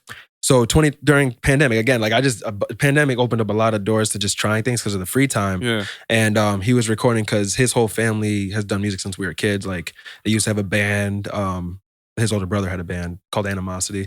At the time, I didn't know what that word meant, but that's why it was so cool. Now I know what it means, and now it's actually even cooler. Yeah, you know, because of the teen angst. But that's 100% teen angst band right there. Yeah, right. What genre was that? Was that like a? It wasn't metal or anything like that. Like it was alternative type. It was like rock. Yeah, it was like rock. You would think it would be more screamo, but it was rock because that was before screamo was cool. At least because I was young. We were like middle school. Or elementary, I don't know. It was before screamo was like a thing because I have my other friends who did like screamo and Blink 182 type of music. Right. But his brother was recording at his house and he was just messing around too because they were like with the guitar and everything. And then I came by one day and I was like, well, I've been writing for a while. Like he's like, yeah, you should just try it. Let's see what you sound like. And we did this on his iPhone. And, wow. Yeah, on the GarageBand on his iPhone. Wow. And we were like, oh, you actually sound good. And I'm like, I do sound good. This is hey, I'm learning this for the first time too. Because that's what I've always wanted to hop on the mic, but I didn't want to have the confidence or the access to. And again, this is just in like a living room. So then we just started doing it for fun. So during 2020, we did stuff at the end of the year, and then this year we've been working on some stuff because it's just literally like a nice outlet. It's like, and that's one thing I do. I need to bring out my old stuff that I used to write over the last 10 years or whatever. Yeah. You touch it up a little bit to make it, you know, apply to you more, or like, you know, maybe modernize it to yourself a little bit and how you might approach a song, you know, to be more intelligent. Or maybe it's perfect. You know, you never know. That's the thing. I feel like I wrote I went through periods where I wrote better when I was younger than I do now because of just like one instance, like high school and college, because you're taking English, science, math, you're taking all these different subjects. You can Right. pull from, I like illusions, I like rhetorical devices, I like being able to relate to stuff. So you can think of like something in your biology class that also relates to something you heard in your history class. And then you have a bar that's based Right. off of something that's also like, you know what I'm saying? So like, Emotional, right. so there's like different things you can pull from when you're learning about so many different subject matters, you know? Right, So I right. think there's like some credit to why those writings are better in some ways, right? Right. But yeah, so we just started messing around and yeah, it's fun. You know, I've always liked to sing. You know, in elementary school, I remember one kid, because I was walking around just singing in the hallways, like, remember Gorillas? I'm happy. Oh, Feeling sad, I got sunshine. That one. Yeah. I just walk around singing that because it's just like, it's such a like, lax song. It's laid back. I'm just chilling, right? Oh, And yeah, it's a good song. I remember he was like, why don't you join chorus? And I'm like, they don't sing songs that I like. So I never did. Oh, yeah. You know? Yeah. And then I tried to get band. I ended up with trumpet, but drumming was cool. So I was like, I don't want to do trumpet either. So like, I didn't really pursue the music that I wanted to because I didn't, you know, not everyone gets drums, you know? Yeah. That kind of thing. And as a kid too, you're very concerned with like, does this line up exactly with how I feel right now? Because if it doesn't, I'm not doing it. Yeah. You know? Yeah. Like I wish I stayed with trumpet now. That would have been sick. Yeah. It's like, and it's one of those things where it's like, if you did just like force yourself to explore it, you might have fell in love with chorus because you might not like the songs necessarily, but there's a lot of that shit that's used in rap. Oh, I would have loved it. You know I would have what I mean? loved it. And it's like you just didn't know because you put this barrier up as a kid, like, oh man, I won't like that because it's not exactly what I'm looking for. And without realizing, like, oh man, actually learning how to sing with a bunch of other people and knowing my part. And this song came from this person who actually influenced this later on down the line. And actually, this was used as a sample in a Kanye song. And, you know, all of a sudden you're like, oh shit, you're going down a rabbit hole of like, wow, this is actually really cool. Yeah. So did you even though you didn't do chorus in high school, did you still like is it like shower singing or like, oh did you ever yeah, have, like, yeah. you know, like, yeah, tons of shower singing. Like my Okay. mom and my sister will joke about that because like I remember one time my mom, I was singing, I think it was it Tyrese? I was singing some R&B something, and my mom was like, I like when you sing that part like this. Like, and that made me feel really good because my mom can sing. She was like, she's always been told to be on America's Idol, blah, blah, blah. But again, she was too old because she thought she was young, you know, that whole young thing. Yeah. My sister can sing really well. She actually sang for like the talent show when she was younger. Like my Oh, grandmother, very my cool. aunt, my uncle, everyone can sing in my family. Like I'm Okay. not So to you're coming from some smooth vocal cords. Yeah, Look like- at this guy. He's stacked. He's got the looks. He's got the size. He's got the vocal cords. I got flat feet, yo. Flat feet. Oh, that's funny. But yeah, so I started I would sing in the shower, like I would rap sometimes too. Like so that's when we started. Me and my best friend, we would in high school send each other raps like regularly, like just whatever we were thinking, just bars, you know. And then he would text one back. We would text one back. So like it was because one day he was like, you know, your poems can be raps, right? And I was like, I didn't even think of that. Whoa. I was like, Yeah. whoa, Yeah. mind blown. You're right. This can be music, you know, because I would just write poems because like it's a way for me to think. Like I guess I was writing more like spoken word / poems, you know. Right. You know, you're so correct that a lot of poems could be turned into rap very easily. that's all it is lyrics, really. Yeah. You know, like what is the difference between a lyric and a poem, really? How you say it. How you say it, If you say it with rhythm or not. and behind if there's a beat, you know, like exactly Yeah, like a technicality kind of thing. Like what makes something lunch or dinner? Like it's all same food. Timing. Yeah. Is it, timing. you know, like I mean, maybe that's actually, not the best analogy. No. but- That's actually a perfect analogy because we just said, what's the difference between a poem and a rap? Oh, And yeah. it's timing. Yeah. Hey, that's fire. Yeah, Bars. yeah. The second bar of the night. Bars, yeah. But yeah, that's great. so it's cool to hear myself sing and knowing that we're making it in like a living room too, and it not being like an actual studio is even crazier because I'm like, I can't wait to get in the studio. And what meant a lot to me was I showed, shout out to my friends on tour right now. Shout out to you. You know, I showed my friends who are they've been doing music for years. Like that's what they do for a living. They live out in California. And I showed them and they actually like my music to the point where I was telling you like how my friend Kevin, like he actually said like, he's like, I would like to put you on a song that I've already started and also a new song. Like the fact that like the people that I'm around and that also have been doing music since we were like 10, 11 years old, like that's what they do. Some of them do for a living now. Yeah. The fact that they liked it enough to say stuff like that meant a lot to me because it wasn't just friends saying like, oh, we like your stuff. cool, 2 thumbs up, we love you. Like, oh, yo, dude, that shit's fire. yeah, Dude, no. believe me, that's like, I've had a bunch of rappers on, and that's like one of their biggest complaints is that like they'll send it to people for feedback, but really it's just kind of people riding them and not really like giving them honest opinions, which is something that they've always said to me. Like, you know, one of the things that stood out is like, I could tell you were listening to my album. You were actually listening because you came back with things that you liked, but then also things that like, you know, you didn't like this song because, you know, it was the way that it was mixed or something, but that was real to me. It's not like you were insulting me. It's like, hey, like this guy actually is caring about me and my music enough to give me constructive criticism and to like be engaged in it and not just tell me everything's fantastic, because I know that not everything I do is perfect. So yeah, it's just like, you know. And while we're on that concept, I really respect people that do that. And I try to do that as well. Like, Yeah. because I feel like a lot of times, especially again back to the social media type of stuff, today people are not trying to I guess not hold each other accountable, but like instead of telling someone like, oh yeah, that's fantastic, dude, you know, like keep doing you, like Yeah. no, like if that a real friend will tell you like for instance, let's just go with me being overweight as a kid, right? Like people like as much as like jokes can be like, oh, like, you know, your friends making jokes about you being overweight, but like they weren't wrong and it was an unhealthy situation for me to be in. So it's actually not a bad thing that I was able to like feel that, because like if someone you love, right, like say it's a spouse and they're overweight, man or woman, doesn't matter, and or they're smoking cigarettes. Let's use that one, you know, smoking cigarettes or overweight, because statistically they both can cause the exact same things over time. So those are the 2 leading causes of death, right? Stuff like that. Yeah. Cancer, heart disease. Heart disease. It's like huge. And I mean, and just I say this pretty often, but like if going to the gym or resistance training for 2 to 3 hours per week, not per day, per week, can negate 30 chronic illnesses later in life. That's according to National Academy of Sports and Medicine. And like, it is so important. It's like, I don't care about you being the next top model or being, you know, Zac Efron from Baywatch. That's not even like really a picture of health. It's like just getting out there and moving your body is so important. But sorry. No. I love that you said that, because that's exactly it too. We'll go with the overweight one, right?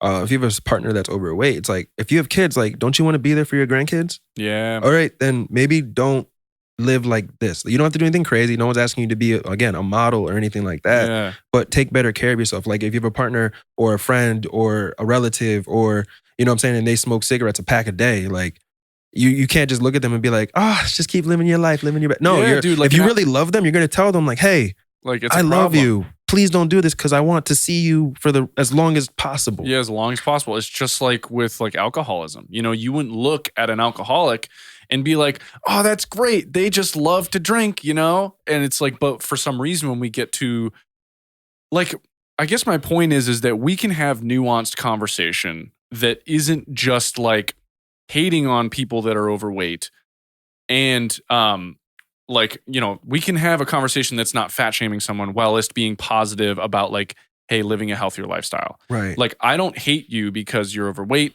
I don't think you're less of a person. I understand that it's not easy, especially when food tastes so amazing and it's very easy to sit on the couch and do nothing. Like it is so easy to do that.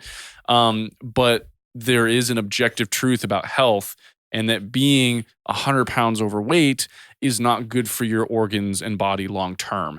And that if you can move in some sort of fashion, not only is it good for your body, but it's great for your mental health. I mean, one of the things you can do as a test is literally have someone go for a 10-minute walk, hook up their brain to a little brain scanner, and you'll see a bunch of places lighting up.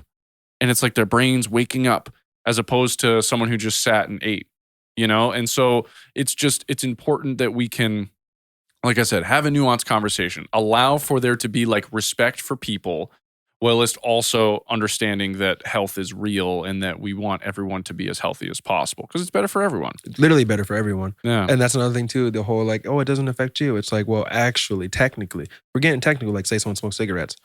We might be on the same insurance company plan. So like technically you are affecting me because my insurance everyone's insurance is going to go up to compensate for your likelihood to need the insurance. Well, this like, is, not to be like, it's not even like trying to be messed up or point fingers. It's just like, that's just business reality of insurance, for instance. Yeah. You know? Yeah. They have to compensate for everyone that they're under the umbrella. Yeah. Yeah. And like, you know, people tend to think it's just them, but like you're saying, like down the road, your family cares about you. You hope anyway, right? Like that's you would hope that everyone's family at least cares about them. At to a least certain one degree. person. At least Yeah, one one person. person cares about you, and they want to see the best for you. And the best for you is not being in a position where down the road you're going to have to get a stent put in because you had a heart attack. You know, like that's not a fun thing to have to go through, especially if it's completely unavoidable by doing, like I said, like 2 hours of working out per week, you know? And if you don't know how to do that, that's why trainers exist. Yeah, exactly. and it's in last kind of thing I'll say about this topic is that you don't have to do everything all at once. Mhm. You know, you don't have to just go from doing nothing to like doing everything. Like I tell people, even a half hour a week is better than no time during the week for training. You can go in there, do a little bit of legs, do a little bit of upper body stuff. I especially like upper back workouts for general population because a lot of us are sort of hunched over and looking at our phones and everything. And so getting the proper upper back muscles will rotate those shoulders back naturally without you having to think about posture. So things like that, I think, are just so overlooked. They're like, oh, well, I only have 1 hour a week, so it's not worth it. It's like, no, it is. You can do a lot of really great work in that time, even without addressing your diet. You know, it's like. And I want to say that too about the excuses. Maybe it's also just because of how I grew up. Like, my mom will work 16-hour shift and still go for a run and still eat right and then go to another 16-hour shift while raising 2 kids by herself. Mm-hmm. So I don't know about the whole not having time thing. Dude, I don't want to hear it when you're on when your phone gives you a screen report that said you were on your phone for 8 hours every day. Right. Like don't tell me you don't have time, you know? And even like I said, even if all you have is a half hour to get to the gym and go do something, it's still better than nothing. You don't even have to go to the gym. Yeah, do some push-ups, do some planks, some crunches, do body weight squats. Grab a backpack, fill it up with some book, put it on like a kangaroo, put it in front of you, do some squats with the backpack. Yeah. My friend has the push-up band where it goes around your back, and then so the band's around your back, and then when you do the push-ups, it adds resistance while you're doing it. First time ever using it. So amazing. That must feel pretty cool. Amazing. Actually. It feels like like a crazy pump while you're doing it. And so you can get stuff for your house so that if you don't have a half hour, you don't have that, 10 to 20 minute drive to and from the gym. Right. Then you can just do everything that you need to at the house. Yeah. Make sure you go for a walk, maybe. Walks are huge, man. It's amazing. People underestimate walks because they're like, oh, well, I don't sweat. Well, it's like, just because you don't sweat doesn't mean nothing's happening. I think one of the best things that people can do is after they eat, they go for a 10-minute walk. I mean, there's tons of research about that just the simple physical motion helps churn the food. And you're getting that wonderful brain happiness from walking, but actually physically walking will help churn the food a little bit better. That makes sense. And then you increase your daily expenditure by just walking, like steps, it is like a good thing to do. And if you do 3 10-minute walks a day, you're almost guaranteed to hit a mile because you're going for 30 minutes, and a 10-minute walk is pretty easy to do. See, I need to walk more because I'm addicted to running. That's like my therapy. Oh, is the running part? Huh? Yeah. So my knees, man, they be screaming. They're like, hey, we're dying down here. Yeah, I'm like, dying. but I love it. Yeah. Well, it sounds like you're going to be heading back and starting to do more strength training with the intention of helping your knees out anyway. Yeah, that program you sent me was perfect. Like I literally felt good for the rest of the week.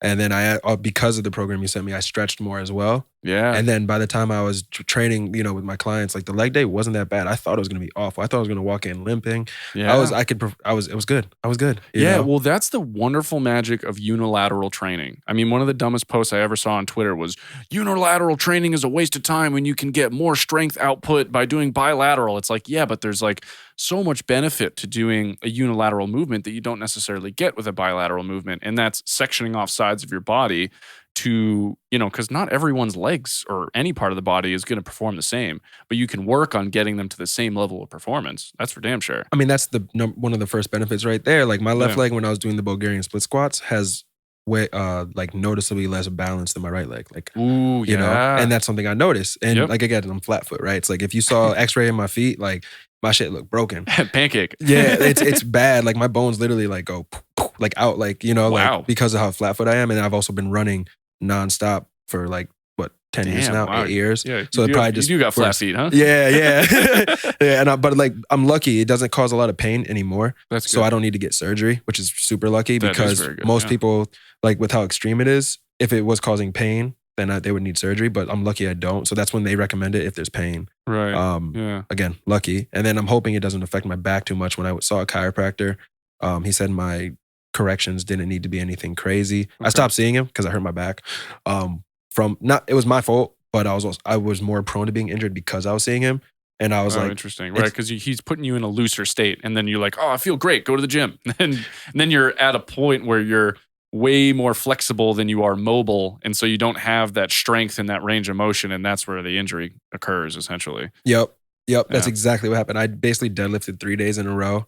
This was in January 2020. Jesus, because the third day, so one day I did deadlifts, one day I did hex bar, and then the third day, one of my friends I haven't seen in a while came to the gym. We just ran into each other, and he's like, "I'm about to deadlift. You want to come?" And I did it for the social aspect, not because I was trying to deadlift. Like I was like, I just did this. Like, yeah, dude. But I was hanging out. Know as guys, dude, Yeah. There's never enough weight on there when you're with someone else. Well, especially because he's like, "Come on, let's go." You know, I'm like, yeah, let's go. And I was feeling great. I was feeling like the best ever because I was stretching regularly too. Yeah. Pardon me. I was seeing the chiropractor. You know, everything seemed right. Yeah. Whoop, hurt my back, messed me up for pretty much the rest of the year. Like at least probably 8 months until I felt like 100% again. Yeah. It's easy to do that. Yeah, and it hurt my shoulder too. Like it wasn't just my back that I hurt. So like, yeah, it was unfortunate. But again, learn my lesson. Yeah. Which a lesson I should have already known, but. I know. We do that to ourselves, man. I did like a very similar thing. This was back in 2019 when I just couldn't, I couldn't lift enough. You know, it was just more. And this one day I did bench and I did like slow negative reps with weight that was way too much. And again, started aggravating that bicep tendon. And then, a racket and I'm like, And then the next day I go to do super heavy weighted pull-ups, and I'm doing negative rep weighted pull-ups, which negative reps are great to gain strength, but not when you've over fatigued yourself already. Mm-hmm. And I remember coming down and being like, that felt a little weird. And then the next day I was like, all right, heaviest deadlift of my life. Here we go. And I went to go do the deadlift and I lifted the weight up and it was the weirdest feeling on like my shoulder section. And I immediately put the weight down. I was like, I've never felt that in my entire life. I don't know what the hell that just was. And I essentially got tendonitis of the bicep tendon. Oh. And so the reason why you feel it in the shoulder is because the bicep inserts, at the elbow, but also right at the shoulder. And so when they did the ultrasound, he was actually able to like look like and be like, oh, your shoulder seems fine, but oh, what's this? And he's like, oh shoot, that's right where your bicep tendon inserts. I think you got some tendonitis in your bicep, which, now looking back makes sense because that's like exactly like how I felt it, know? And I forget how I even got, point is I've also had injuries and had to learn the dumb way. And it's like, you can totally avoid all that if you don't do these stupid things that I think is more prone to men, which is these ego lifting, can't ever have enough weight on there kind of mentality. But I think it's becoming more popular to not do that. So I think part of it too is kind of like the first time a kid falls and scrapes their knee, right? Like you've never been injured in that way yet. So you don't really, like, it's possible, but it's kind of like how people don't think name terrible, tragic thing that happens, they think it's not going to happen to them, right? So I think part of it's that too. It's like you don't know how to be careful until you've experienced it because you kind of do think of yourself as an exception. Yeah, I mean, I used to walk, like I said, 1 rep max. I'd walk into the gym, just throw on as much as I could on the bar, 1 rep max, like, 275, let's go. Let's go. Yeah. Like me now, I wish I can go back in there and be like, you know what I'm saying? Like, what are you doing? You're not built different. All right. Yeah. You're built different, kinda, but like not. You're young. Still human. Yeah. You'll build different and give it like 3 more years, then you can be built like everybody else. Like. Yeah. Oh shit. Well, dude, I was gonna do one more thing, but I think that's pretty good. I mean, we've covered a lot of stuff, and this has been like a pretty long podcast as is. So it's been super fun. Yeah, dude, isn't it great? This is my first one, by the way. So people watching, this is my first podcast. Nailing it. Like anytime we talk about something, you're ready to go. Which is funny because sometimes I've had people on here before where like I'll ask them something and they'll give me like 1-word answers. I'm like, all right. And the next question, I'm like, damn, like got nothing to say. All right. It's just, and then I have to like think on my feet to try and keep the entertainment up. But it was easy with you, dude. Oh, thank you. I'm glad. Yeah. This is my first one. So I was like a little nervous isn't the word. That's just more of like it's my first time. So I was, I've never done this before. Like I'm hoping I'm not cutting you off at, stuff like that. Well, that's because I get excited. Yeah, well, dude, the headphones are great for that and I think people get confused. Like, why are you wearing headphones? And it's twofold for me. One is that I can hear my own voice. I can hear exactly when you speak. If you ever have something to say, I know that you're saying it because it's directly in my ear. There's never a moment where I'm like, what did he say? I can hear everything you're saying, right? So the headphones are great for that. But number two, we don't have a sound person. So like, I know that sound is still going because I have headphones on. And if there's a problem, my computer goes doodling and then I can look back and be like, oh shit. But like, so that's what the headphones are for.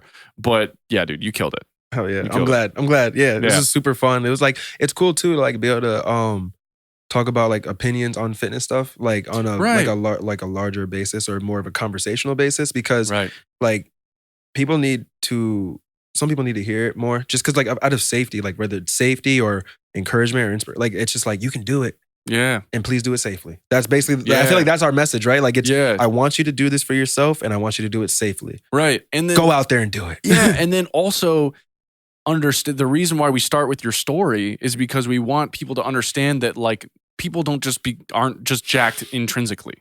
Like there's a journey, there's a reason that they're there. They also struggled with these mental battles, and that like getting through all of that is all part of the journey, and to kind of embrace it and to understand that like I might be 10 years ahead of you, but like I'm rooting for you on year one, on month one, on day one, and to kind of keep consistent with it. And these are the results if you do. It's a great point. That's one thing I tell, especially like, I'm sure you have it happen too, where like, especially younger kids will come up to you in the gym if they feel kind of comfortable. They're like, hey, like, what do you do? What do you yeah. And you're just like, that's like a great opportunity because you're like, you get to affect them at such a young point. Like anyone's age is great to affect someone, but being able to affect them before they make mistakes, if you can, is amazing to me. Like, or my baby cousin, right? He has a similar build to me, where like, he's younger, he was a little overweight, but he's gonna be super strong. So he's gonna be, or my nephew too. But isn't it great when you can see that in like your like either like family or like kids and stuff? You're like, yo, dude, you're gonna be ripping weight when you're older. Yeah, like I'm so excited for him because he works out with my uncle all the time. Yeah, and I mean my uncle's strong too. He lived in Vegas. That's why I was visiting out in Vegas, and he came. We were benching one time. This was a couple years ago, and we did 275, right? And he got it, and he doesn't even bench. Let me be clear. He doesn't practice bench. He at the time he wasn't even benching. Wow. And he got 275, right? And finds out later he had 2 slightly torn rotator cuffs. And he was doing 275. Yeah, crazy. Wow. Yeah. Damn. Yeah. I'll show you my uncle after we're done. Yeah. Yeah, dude. It's probably a specimen. Yeah, huge arms. Yeah, dude. That seems to be your family trait. These arms, dude, that make no sense, Especially guys not even using creatine. What the fuck is that about? All right. Anyways, we'll tie it off there. Thanks so much for coming on. And before actually one last thing. Yeah. Where can people find you? Oh, so you can find me.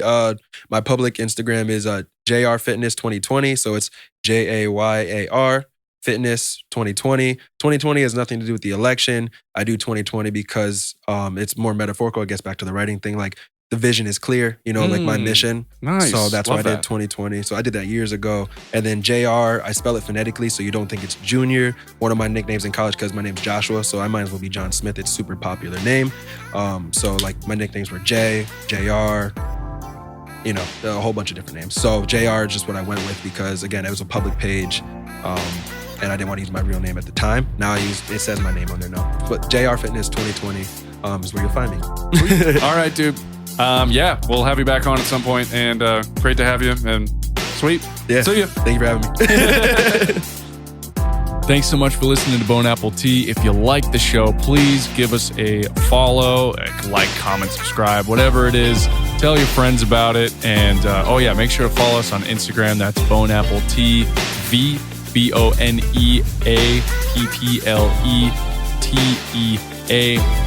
on Instagram. Thanks so much.